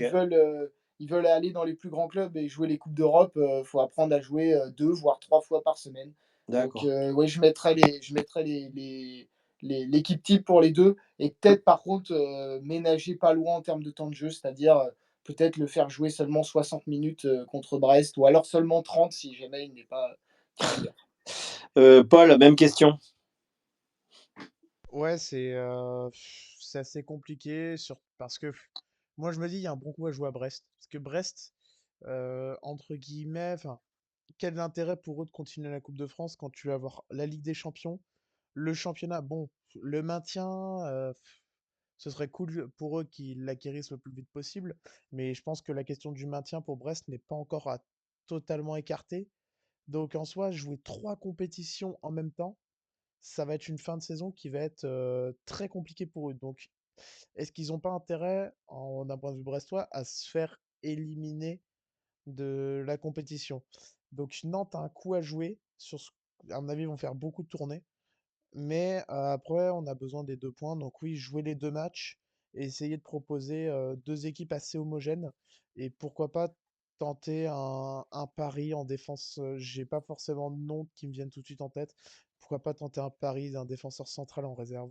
Mais malheureusement, avec les départs de Mepio et Mbemba cet été, ça va être compliqué de faire monter quelqu'un. Il y avait Doucouré, mais bon. Emeric, avant que tu répondes, pardon, je m'étouffe. C'est pas les réponses des collègues, hein, mais je suis pas tout à fait en phase, moi, avec Clébar, Paul et Mathis. À mon sens, quand je vois l'équipe tourner telle qu'elle tourne, j'ai trouvé un Lopenan très fatigué à la fin du match, un Augusto aussi. Moi, je pense qu'on n'a pas la capacité à jouer les deux matchs. C'est mon avis. Est-ce que tu me rejoins ou tu fais un 4-1 comme on a pris à l'aller à Brest? Alors, par sympathie, j'aimerais te rejoindre, mais Ah non, mais sois objectif, hein, moi je m'en fous non, d'être flagellé, hein. non, objectivement, je suis tout à fait d'accord avec ce que disait Mathis. L'enchaînement des matchs, ça va. Ils ont joué 3 matchs en 4 semaines. Bon, au bout d'un moment, ça va, quoi. C'est pas non plus comme si on leur demandait de jouer la Ligue des Champions, la Coupe de la Ligue, la Coupe de France, l'Intertoto, le championnat. Non, là, ils ont pas beaucoup de matchs à jouer non plus. Ok, c'est pas des flèches qu'on a physiquement, mais je pense qu'ils peuvent enchaîner. Je vais penser comme tous les autres. Enfin, je pense comme tous les autres.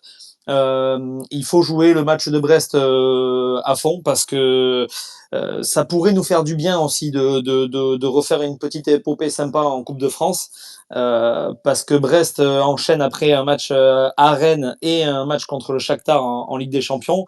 Donc je pense que eux, dans leur calendrier, les dates qui sont cochées, c'est Rennes et Shakhtar. C'est pas forcément ce match de Coupe de France parce que leur priorité, ça va être de continuer leur parcours incroyable en Ligue des Champions et de se sauver le plus rapidement possible en Ligue 1. Donc nous, il faut qu'on joue les deux matchs à fond. Je tenterais bien un petit pari aussi, à la limite un Leroux ou un Guirassy titulaire, pourquoi pas à la limite. Mais je vais rejoindre quand même ce qui a été dit avant. Faut pas tout mélanger. C'est pas parce qu'on a envie de voir des jeunes qu'il faut les mettre 90 minutes à tous les matchs. Non, c'est pas comme ça que ça se passe. C'est on les met d'abord à la 75e ou à la 70e, on leur fait jouer des bouts de match. Ils voient un petit peu ce que c'est que le haut niveau, et puis comme ça, ils peuvent se mettre petit à petit au rang. On n'a pas non plus des énormes pépites qu'il faut lancer tout de suite dans le bain, et voilà. Il faut les lancer, mais progressivement. Surtout que Guirassy, si on se souvient, il faisait partie du 11 de départ contre Drancy. Et je sais pas vous, mais moi je n'ai aucun souvenir de sa prestation contre Drancy, alors que pourtant le secteur offensif, Dieu sait qu'il a bien fonctionné dans cette rencontre. Mais Ouais, ça a été quasiment sa moins bonne performance où il montait à Guirassy. d'ailleurs, ça lui a valu un tacle du coach, hein, il l'a ressouligné. Ce qui veut dire que. Encore une fois. Oh, Et puis sérieux. pour compléter, moi je pense que on parlait tout à l'heure de on s'ennuie, on s'ennuie. Il n'y a que la Coupe de France au final qui peut nous donner du divertissement cette saison. La saison, c'est soit on veut, désolé de dire ça, mais c'est soit on va en Ligue 2 ou alors soit on a le maintien à 4-5 points ou 6 ou 7 à peine et on va s'ennuyer toute la saison avec certainement quelques purges à venir. Ou alors on a encore un petit peu de frisson avec cette fameuse magie de la coupe. En plus, un match à Brest, c'est toujours sympathique, c'est une belle ambiance, surtout actuellement avec ce qui se passe dans ce club-là. Donc je trouve que vraiment, il faut vraiment tout donner sur ce match. On sait très bien qu'aussi, on peut avoir derrière une certaine chance, comme on avait eu les 2 saisons, on a fait les épopées au tirage. On a plus des camps, hein. Ça, c'est sûr, on n'a plus des camps pour les séances de tir au but, mais je compte sur Duvergne pour faire des contre-pieds si jamais il y a des séances Oh de là tir au là. but. Alors là où je vous rejoins, moi je maintiens mon propos tout à l'heure, je vais pas retourner ma chemise, hein, ma veste. Non, il fait froid en plus. En plus. Mais sur la dynamique de victoire, ça serait intéressant de se qualifier pour le mental.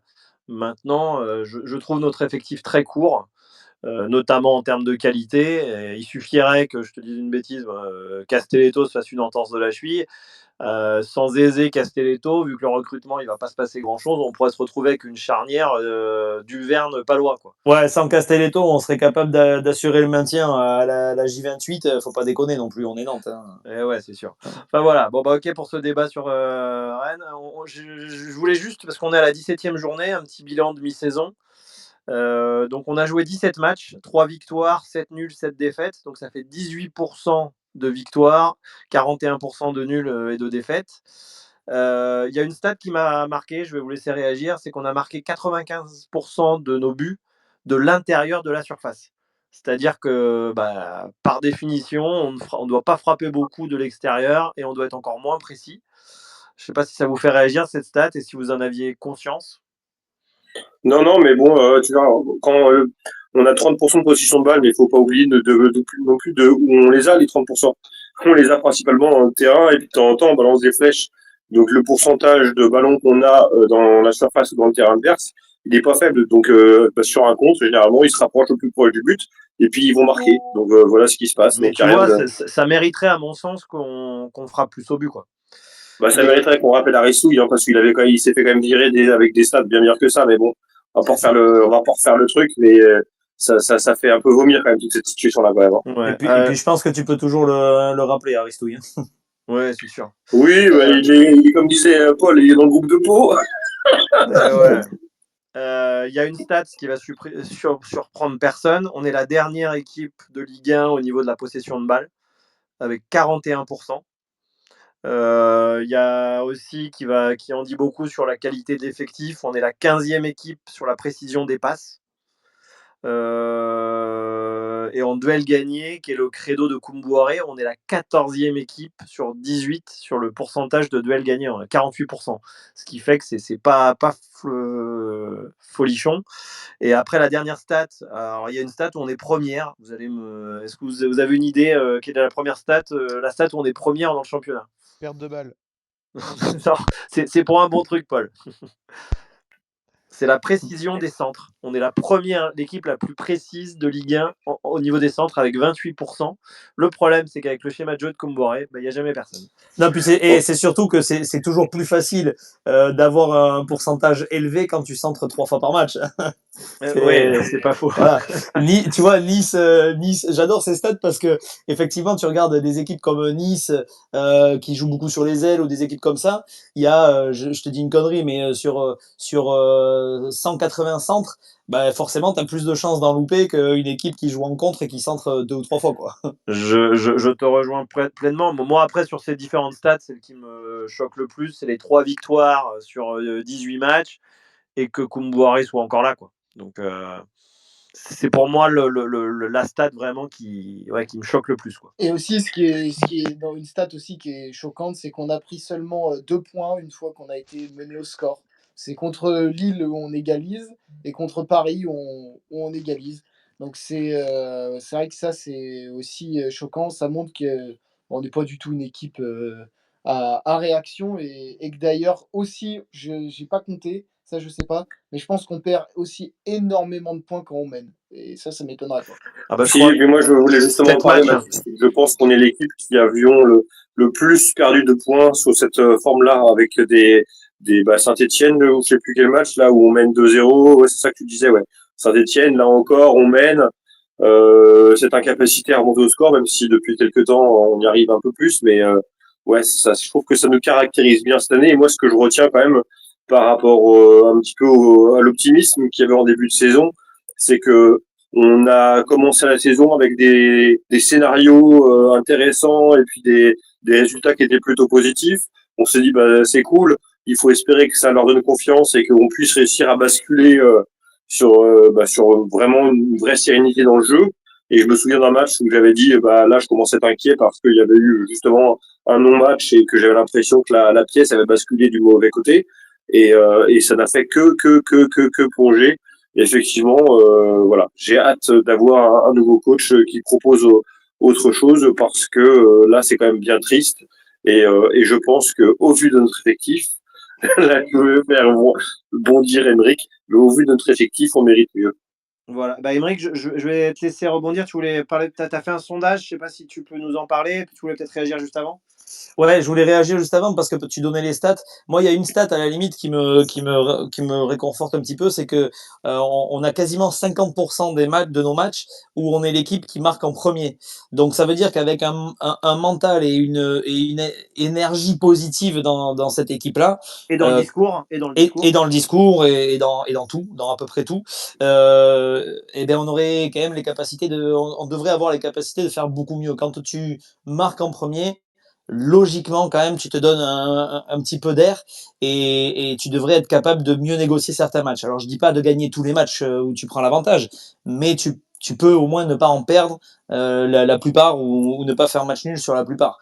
Un autre truc après qui peut être aussi intéressant, c'est que enfin intéressant, c'est intéressant oui et non, c'est que cette saison, par rapport aux autres saisons, on a plus de victoires à domicile qu'à l'extérieur. Donc c'est pas énorme, c'est deux. En même temps, on en a 3 de victoires. Voilà, donc c'est pas énorme, il y en a deux contre une. Mais voilà, il y a déjà un petit mieux déjà par rapport à ça, même si on est très loin du compte. Et mince, je sais plus ce que je voulais dire par rapport à. Ah oui, et tu disais on a 3 victoires. Faut pas oublier que sur les 3 victoires, il y en a 2 en août quand même, hein. Donc c'est ça Ah oui, qui non, mais refroidit un petit peu, quoi. le bilan de Koumboiré, il y a le qualificatif, c'est dégueulasse. Ah oui, On a oui, c'est dégueulasse. C'est Ouais. dégueulasse et c'est pas ces 2 petits points. Alors encore une fois, comme disait, je crois que c'est tout à l'heure Mathis, où on a joué contre un Lille faiblard, on a joué contre un PSG qui avait pas d'idée et on a joué contre un Monaco. Ce que je voulais dire tout à l'heure, Clébar, quand tu as pris la parole, Monaco, dans leur équipe type de l'autre jour, ils ont fait rentrer, il y avait 3 gamins, leur milieu offensif, à part Mbolo, ça avait 20 ans, quoi. Ouais. Et par rapport au sondage, alors je vais pas réépiloguer, mais ce que disait Clébar, effectivement, alors ça m'a pas fait bondir ni quoi que ce soit, parce qu'effectivement, quand il dit on devrait être capable de faire mieux avec cet effectif, je suis complètement d'accord. Aujourd'hui, on est 15e. Moi, j'ai dit que pour moi, il fallait qu'on soit au moins entre la 10e et la 14e place. Aujourd'hui, avec la 10e place, c'est Auxerre, on a quand même 6 points de retard. Donc on devrait être capable de faire beaucoup mieux. Ça, c'est une certitude. Par contre, Moi, voilà, j'aimerais 8-9. bah oui, mais Ah, bon, à la 8-10. limite, c'est pisser dans un violon, quoi. Oui, si tu veux, 8-9, pourquoi pas. Moi, ce que je veux dire, C'est c'est dégueulasse que de faire ça. comment? C'est dégueulasse de pisser dans un violon. Oui, oui, mais bon, voilà. C'est dégueulasse, surtout pour celui qui vient jouer derrière. Mais, et puis ça en fout partout, c'est dégueulasse. Mais, Messieurs. voilà, mais dans les voilà, il y en a certains qui m'ont écrit sur les réseaux, hein, tout ça en disant que au niveau de l'effectif, quand on prend l'effectif tel qu'il est là aujourd'hui, sans tenir compte du classement, sans tenir compte des entraîneurs, qu'on devrait être capable d'essayer d'aller jouer les 6 premières places. Moi, ça me fait m'exclaffer de rire Ah ouais, parce que non, les six c'est un peu premières trop places, les gars, ambitieux. faut regarder qui c'est qu'il y a devant quand même, quoi. 6-7 premières places, c'est chaud, c'est vraiment très chaud. Ouais, bien sûr. Et même aujourd'hui, t'en as qui sont dans des contre-perfs incroyables, mais Rennes, c'est juste devant nous d'un point. Ils en ont rien à foutre là. L'effectif, il est bien meilleur que le nôtre, hein, quand on regarde sur le papier, hein. Moi, je pense que, tu vois, si on avait pris les 6 points qui nous font défaut, on devrait être 10-11e à hauteur d'Auxerre et Brest. Voilà, à mon Oui, sens. et tu vois, je regarde Rennes. Rennes, ils sont juste devant. Et ils sont pas bien cette année du tout. Mais quand tu regardes leur effectif, Truffert, chez nous, il est titulaire, hein, déjà, hein. Tu regardes au milieu de terrain, il y en a beaucoup de chez eux qui seraient titulaires Bah, aussi. Blas, Voilà, oui. Et puis oui, sans parler des offensifs, mais Non, Blas, j'en veux plus. ouais, bah là, c'est voilà, on en moi, veut plus. Blas, je le prends, je vais le chercher à Rennes, il n'y a pas de problème, hein. À Signon, tu vois le match qu'il a fait hier contre Marseille. À Signon, mais ça vaut 100 fois, ça vaut 100 fois Amiens et Santonze et j'ai même pas envie de parler de Coco, quoi. Parce que Et Coco, du c'est Verne. et du Verne, ouais, du Verne, je crois que bon. Mais bon, voilà. Mais Enfin, rigolez pas, Duverne, avec la blessure de Zézé, ouais. il va remettre ses crampons et retirer la chasuble, hein. Vaut Ah mieux ouais, en ouais, rire qu'en pleurer, hein. Oh, ouais. punaise. La Je bonne suis nouvelle, c'est qu'on est en période de mercato et la blessure de Nathan Zézé peut peut-être être un mal pour un bien et donner des envies donner des envies d'achat à la famille Bah, on Pitara. avait fait des projections d'achat. Force est de constater qu'on est le 12, c'est-à-dire qu'il y a un gros tiers du mercato qui est passé. Ils ont failli faire venir un gars là, qui avait des statistiques dégueulasses. On se demande pourquoi. C'est lui, Koumbouré avait validé. Après, Clébar ça cap... C'est ouais, Clébar qu'ils ont failli faire venir avec ses stats pas loin, dégueulasses. pas loin. Ouais. Ah ouais. Je sais même plus comment il s'appelle. Emric, s'il te plaît. Salama, non, c'est pas ça, non. Non. C'est il a Reims et puis j'ai vu la théorie de Salama, ouais. Blavigno qui évoquait que c'est le fils de Comboiré qui est là-bas. Ouais, bon, bah voilà, tout est. Bref. Et puis Salama, il y a Salama, hein, de toute façon. Donc, heureusement, ouais. Ouais, Amin Salama. Donc c'est plutôt une bonne nouvelle que ça capote, mais en termes de recrues, on avait besoin de 2 joueurs rapidement sur le pont. Il y a Coquelin aussi qui a été pris, mais bon, Coquelin n'a pas joué depuis 6 mois. Bon, ça se fait pas. Ah non, Mais mais Coquelin, Gébamé en milieu de terrain. Alors oh là c'est putain. du régalade. Hein. Alors là, on a 2 mecs qui n'ont pas joué depuis 6 mois. L'autre qui, quand il joue, il nous fait des cagades monumentales. Alors là, Ah, c'est. mais j'ai ma main, je crois que c'est Manu Je prends mon Merceron abonnement, moi. Manu Merceron qui a tweeté, je crois que c'était une des pires entrées des dernières années au FC Nantes. Je pense malheureusement qu'il a raison. Mais Alors, il y avait Gravegarde aussi et Sigtorsson. Je lui on ai parlait d'une répondu. entrée en jeu. Vous oubliez Viveros, les gars. Ouais. Viveros, le mangeur de kebab. Putain, il était costaud, lui. Hein. Voilà. Mais ce que je voulais juste dire par rapport au mercato, c'est que malgré la cellule, malgré le fait qu'on dise depuis le 15 décembre qu'il faut se bouger pour prendre du monde, on a fait partir Ganago qu'on salue, mais il se passe rien du tout, à part un peintre qui a 80 matchs de pro et qui a moins de buts que Guirassy. Quoi. Alors, je vais mettre un petit bémol là-dessus. JC, on n'en sait rien. Mais à Et l'instant, je c'est parle du pas concret. Je parce parle qu'on ne sait pas qu'il se passe rien. ça, je suis d'accord avec toi, mais en termes d'efficacité à faire venir des joueurs rapidement, bah là, on a déjà passé 2 matchs et moi Je j'aurais. préfère que les dossiers soient compliqués et qu'on n'en parle pas, et puis qu'il y ait du beau monde Ouais, qui mais arrive bon. dans quelques semaines, plutôt qu'on prenne des salamas, quoi. Ouais, mais Mais peut-être que dans 2 semaines, je te dirais, t'avais raison, il s'est rien passé, hein. Mais Mais là, là, au on moment où avance on à une parle, vitesse d'escargot, quoi. Le problème, Clébar, c'est que il y a 2 problèmes avec la cellule de recrutement. C'est que oui, les dossiers se passeraient en privé et tu pas d'infos et tout. Mais le 6, c'est que là, tu as des infos et il y a rien qui se conclut. Donc la cellule de recrutement, pour l'instant, il y a Lopez où ils ont mis 2 mercatos parce qu'il faut rappeler que cet été, ils étaient déjà sur le dossier. Ça, c'est pas fait et là, la cellule de recrutement, pour l'instant, c'est une vaste blague. Ils n'ont apporté. Allez, Lopez, franchement, c'est le seul bon recrute. Enfin, pour l'instant, je dis bien pour l'instant, c'est le seul papier déjà qui fait rêver. Et c'est un peu la seule bon fonctionnement de la cellule de recrutement. Et j'ai bossé aujourd'hui sur, excusez-moi, je n'ai plus son nom, un interne, pas un international, le gars de Southampton, Ah l'attaquant oui, mais ghanéen. il est valorisé à 20 Souleymana, millions d'euros, là. Souleymana, voilà, parfait. Qui a joué 176 minutes depuis le début de la saison, toutes compétitions confondues en Angleterre. C'est-à-dire que dalle. Il joue 15 minutes il rentre 15 minutes par match et il a passé le premier quart de la saison hors du groupe. Ce mec-là a été vendu par Rennes et tout. Et Southampton en veut 20 millions. Et Nantes se positionne sur le dossier. Mais 20 millions pour un mec qui ne joue pas. Enfin, c'est à ça que C'est sert la cellule comme de l'autre, recrutement. celui qu'on a parlé juste avant. L'option d'achat était à 5,5 millions pour un mec qui n'a rien prouvé. Ouais, mais voilà, l'effet de la cellule de recrutement. C'est-à-dire qu'on Alors, a. je ne sais pas quel est l'effet de la cellule de recrutement. Peut-être qu'il propose des noms et que Koumboiré et qui tabâche. Hein. Bah, je sais pas, mais dans ces cas-là, pourquoi les payer? Enfin, si c'est Kita et Comboré qui font 100% du recrutement, bah, fermer la cellule de recrutement et économiser 2 salaires. Hein. Là, je te rejoins. Enfin bon, sur le recrutement, comme disait Clébar, il y a encore du temps, mais on a pris du retard à l'allumage. De toute façon, le mercato est plutôt calme, hormis ce que disait Mathis, qui suit Wolverhampton avec 20 millions Il y a Cacré aussi qui est parti. Il y a quelques joueurs que ça bouge, mais de toute façon, les clubs français n'ont pas un copec, donc c'est compliqué, hein. Mais après, dans les bonnes nouvelles, parce que ça a plutôt encore été négatif malheureusement ce Space, il y a la montée en puissance d'Ablin. Et moi, ce que j'espère juste, c'est que Koumbouré ne mette pas tous ses œufs dans le même panier, parce qu'Ablin, il ne pourra pas tout faire tout seul, quoi. Enfin, je ne sais pas si quelqu'un voulait réagir par Si, rapport si, à si. ça. Et puis moi, on n'a pas parlé, on a déjà peut-être suffisamment parlé sur The Space. J'étais toujours dans le train de Mostafa Mohamed, mais là, ça fait deux rentrées où je le trouve, même physiquement, je le trouve complètement éteint. On a vraiment l'impression qu'il s'en aille parce qu'il est plus dedans là. Là, quand il a rentré, il y avait encore un peu de mouvement, il s'est passé deux trois trucs. Il aurait pu faire des choses plus intéressantes et sur le match, il a raté quasiment tout ce qu'il a entrepris et qu'il puisse trouver une porte de sortie, nous libérer des fonds pour pouvoir recruter quelqu'un. J'avoue que j'aimerais beaucoup quoi. Mais le risque qu'on peut avoir, c'est qu'avec notre capacité à louper les dossiers, c'est le faire partir et pas le remplacer. Alors, t'imaginerais le Euh, délire. je garde, comme je disais tout à l'heure, je garde toujours moi dans un coin de ma tête le retour de Adel Mahmoud, hein.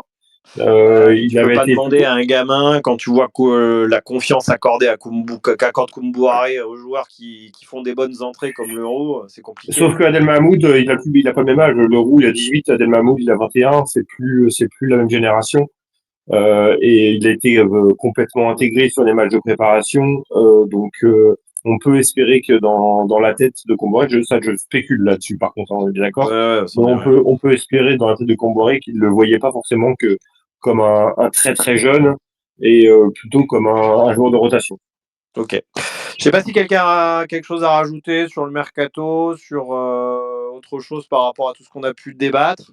Ce qui est sûr, c'est qu'on va souffrir, comme on le disait déjà depuis plusieurs semaines, jusqu'à relativement tard, c'est-à-dire au mois de mai.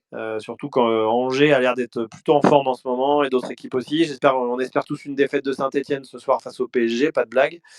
Et puis voilà, est-ce que quelqu'un a quelque chose à rajouter, messieurs, Émeric? Moi, je vais juste dire que je pense que dans les prochaines semaines, on va reparler un petit peu de l'entraîneur pour la saison prochaine. Et voilà, je pense qu'il va y avoir des papiers qui vont sortir dans les prochaines semaines par rapport à ça. Au niveau des joueurs, ça va. Là, dans la semaine du 13, je serais pas étonné qu'on nous annonce des choses. Voilà. D'accord. Et moi, j'ai un truc à rajouter. L'entrée en Bretagne, n'hésitez pas à manger des crêpes. Paul, est-ce que tu as quelque chose à rajouter? Non, non, non, excusez-moi, je discute avec quelqu'un en privé sur la cellule de recrutement parce que j'entends des trucs qui sont. Voilà. Alors, Excusez-moi. juste, je fais une petite parenthèse puisqu'on en reparle. Euh, moi, s'il y en a ici comment dire, qui ont des contacts ou quoi, moi, je tiens quand même à me désolidariser, pardon, de certains propos par rapport à ce que j'ai pu entendre ou quoi, par rapport notamment à Baptiste Drouet, où moi, je continue à dire mon admiration pour Baptiste Drouet. C'est quelqu'un que j'ai eu la chance de voir plusieurs fois et c'est vraiment un très très bon gars. Je parle pas en tant, enfin humainement c'est une chose, mais je parle professionnellement parlant. Donc moi je lui fais vraiment confiance et j'aimerais qu'on puisse lui donner plus les clés. Malheureusement c'est pas trop le cas dans ce club. Mais D'accord. c'est ce que je disais tout à l'heure, hein, c'est Comboiré. Enfin, quand t'entends, quand tu lis et que tu fais enfin, que tu fais l'effort, quand tu lis toutes les infos mercato, c'est contact Kita ou Comboiré qui propose le dossier. Là, les dossiers à Reims, tout ça, mais c'est du Comboiré tout craché. Alors que l'entraîneur veuille mettre en place son mercato, c'est une chose. Je comprends que voilà, tu es entraîneur, tu as envie de travailler avec certains joueurs. Je pense notamment au niveau de l'équipe féminine avec Nicolas Chabot, qui a été chercher certaines joueuses parce que, bah ouais, mais moi j'ai un certain type de jeu en tête. Déjà, l'effort de Nicolas Chabot par rapport à Comboré, c'est qu'il a un jeu en tête. Il a un type de jeu en tête et oui, il va chercher ses joueuses, mais il va la chercher en accord avec son staff. Là, on a l'impression que Comboiré, quand on est un peu à l'intérieur, qu'il est un peu en cow-boy qui fait totalement les trucs de son côté. Et lorsque je disais tout à l'heure, parce on me balance là-dessus en message privé, quand j'ai dit tout à l'heure que la suite de recrutement ne font rien, sais pas parce que les mecs n'en branlent pas une. C'est que les mecs, ils n'ont aucun pouvoir. Donc, bah oui, ils ne font Les rien, dés, ils n'ont les dés aucun sont effet. typés, ouais. Ils n'ont aucun effet, bah oui, mais enfin, j'ai pas dit que les mecs branlaient rien, parce que déjà, la cellule de recrutement elle serait déjà fermée si le mec ne branlait effectivement rien. Non, mais à mon avis, il propose des noms, mais je pense que ça fait. Mathis, est-ce que tu as quelque chose à rajouter ou pas par rapport à ces propos? Non, mais tu l'as bien rappelé, hein, les clubs français n'ont pas beaucoup d'argent et le mercato hivernal, c'est toujours compliqué puisque les seuls joueurs qui ont envie de partir de leur club et qui ont, pourquoi pas, ont l'envie d'aller à Nantes, c'est des joueurs qui sont de toute façon en manque de temps de jeu et pas titulaires Ou en échec, hein, dans situation leur équipe d'échec. de base. Donc le mercato de janvier est très compliqué et généralement il est souvent là pour réparer les meubles d'un mercato estival loupé. Ouais, bah, Mathis, c'est une petite question pour toi. Est-ce que tu as le nom d'un joueur de Wolverhampton qui joue moyennement et qui pourrait faire du bien au FC Nantes? Bah, Bellegarde qui joue à Strasbourg. Il est plutôt moyen et je pense que il pourrait faire quelque chose au FC Nantes en Ligue 1, en sachant que c'est quand même un niveau en dessous de la PL. Donc évidemment, ça pourrait faire quelque chose. Après, c'est ça le problème, c'est qu'on a de l'argent et acheter des joueurs à des clubs de Il première joue quel ligue poste, ce mec-là? aujourd'hui. Mm. Bellegarde, justement, il est assez complet, c'est-à-dire qu'il peut jouer sur une aile, il peut jouer axial. En fait, je suis désolé de faire cette comparaison-là parce qu'il est quand même bien plus fort que lui, mais il joue un petit peu au même poste que Florent Mollet, quoi. Ouais, C'est un peu ouais, tous les côtés. c'est ce que je comprenais de ce que tu disais. Ok, merci. C'était juste pour le jeu. Mais bon, je crois que Wolverhampton. Après, il fait des rentrées régulières, hein, Bellegarde. Donc, je pense pas qu'il vienne chez nous, mais c'était une bonne question, Clébar. Non, mais c'est sûr que les joueurs, il faut aussi se dire qu'il y a beaucoup de joueurs qui n'ont pas Puis au niveau envie, salaire, hein, c'est pas la même. Hein. voilà, il y a le salaire, et puis qui n'ont aussi pas envie de venir à Nantes dans une situation comme ça qui peut changer. On peut changer de coach tous les jours, on peut d'un coup se retrouver hors du groupe comme Alban Lafont, on peut être mis au placard. Enfin, il y a aucune logique. Donc pour un joueur qui cherche une certaine stabilité dans sa carrière, venir à Nantes n'est pas généralement l'option favorite. Et comme tu disais sur Lafont, juste pour conclure, je pense pas que lui, il réussisse justement à trouver une porte de sortie pendant les 15 jours, 3 semaines qui viennent. Là, ça me semble très, très, très, très compliqué. Hein. Ouais, surtout que le marché des gardiens est encore plus difficile que le marché des autres postes. C'est vrai que Lafont, on se demande comment il va faire. Et ça, justement, ça serait intéressant que la cellule on en parlait tout à l'heure, la cellule de recrutement, je pense que elle peut aussi jouer un rôle pour essayer de trouver une Une porte de porte de sortie, sortie, ouais. de sonder quelques clubs. Même parce que je pense que Lafont, voilà, il a quand même un grand potentiel, il est encore assez Il est jeune, jeune, hein. donc je pense qu'il peut plaire à pas mal de clubs. Donc je Mm. pense que voilà, ça serait intéressant, mais effectivement, ça s'annonce très, très difficile. Après, encore une fois, on ne sait pas ce qui se passe dans les bureaux du club. Bah, On ne connaît pas les fondements des discussions, donc c'est toujours compliqué bah, de dire ce qui peut se passer ou ce qui peut ne pas se passer. Et juste pour terminer, je pense aussi que la blessure de Zézé, un deal aurait pu se faire avec un club, c'est-à-dire encaisser 20 millions d'euros avec un prêt pour finir la saison à Nantes. Je pense qu'avec son entorse de la cheville plus du tibia sur ce que disait Paul, ça peut rabattre les cartes par rapport au fond qu'on aurait pu avoir. Parce que je pense qu'Ita, il avait bien dans l'idée malgré tout de vendre Zézé à très court terme. Ouais, c'est sûr que pour Zézé, ça va être difficile, surtout encore une fois au mercato hivernal, les clubs qui recrutent, ils veulent des joueurs disponibles et que limite, ils jouent 2 jours après leur arrivée au club, quoi. C'est sûr. Ok, bah merci à vous, merci aux auditeurs, merci à tous les intervenants. Il y a quand même des points positifs, hein, comme on disait en début, même si ça reste pas suffisant. Encore une fois, aller le PSG ce soir, et puis on fera un débrief des 2 matchs, en espérant surtout, moi, une victoire chez les Verts. Après, la priorité, elle est là, hein, c'est le pain quotidien, la Ligue 1, et on souffre suffisamment déjà comme ça. Quoi. Ouais. Ouais, La meilleure nouvelle quand même de la soirée, c'est que Clébar nous invite tous à manger des crêpes chez lui. Hein. Ouais, on veut C'était l'adresse, le nom de la crêperie. Hein. Ouais. Il n'y a pas de problème. Et tu sais que ça Tu me donne ramènes envie de ton manger des cidre. crêpes, là, c'est pas cool, Emmerich, ça. Ramenez le cidre. Allez, bonne soirée, et puis merci à tout le monde, et allez Nantes. Allez, à bientôt. Salut. Salut.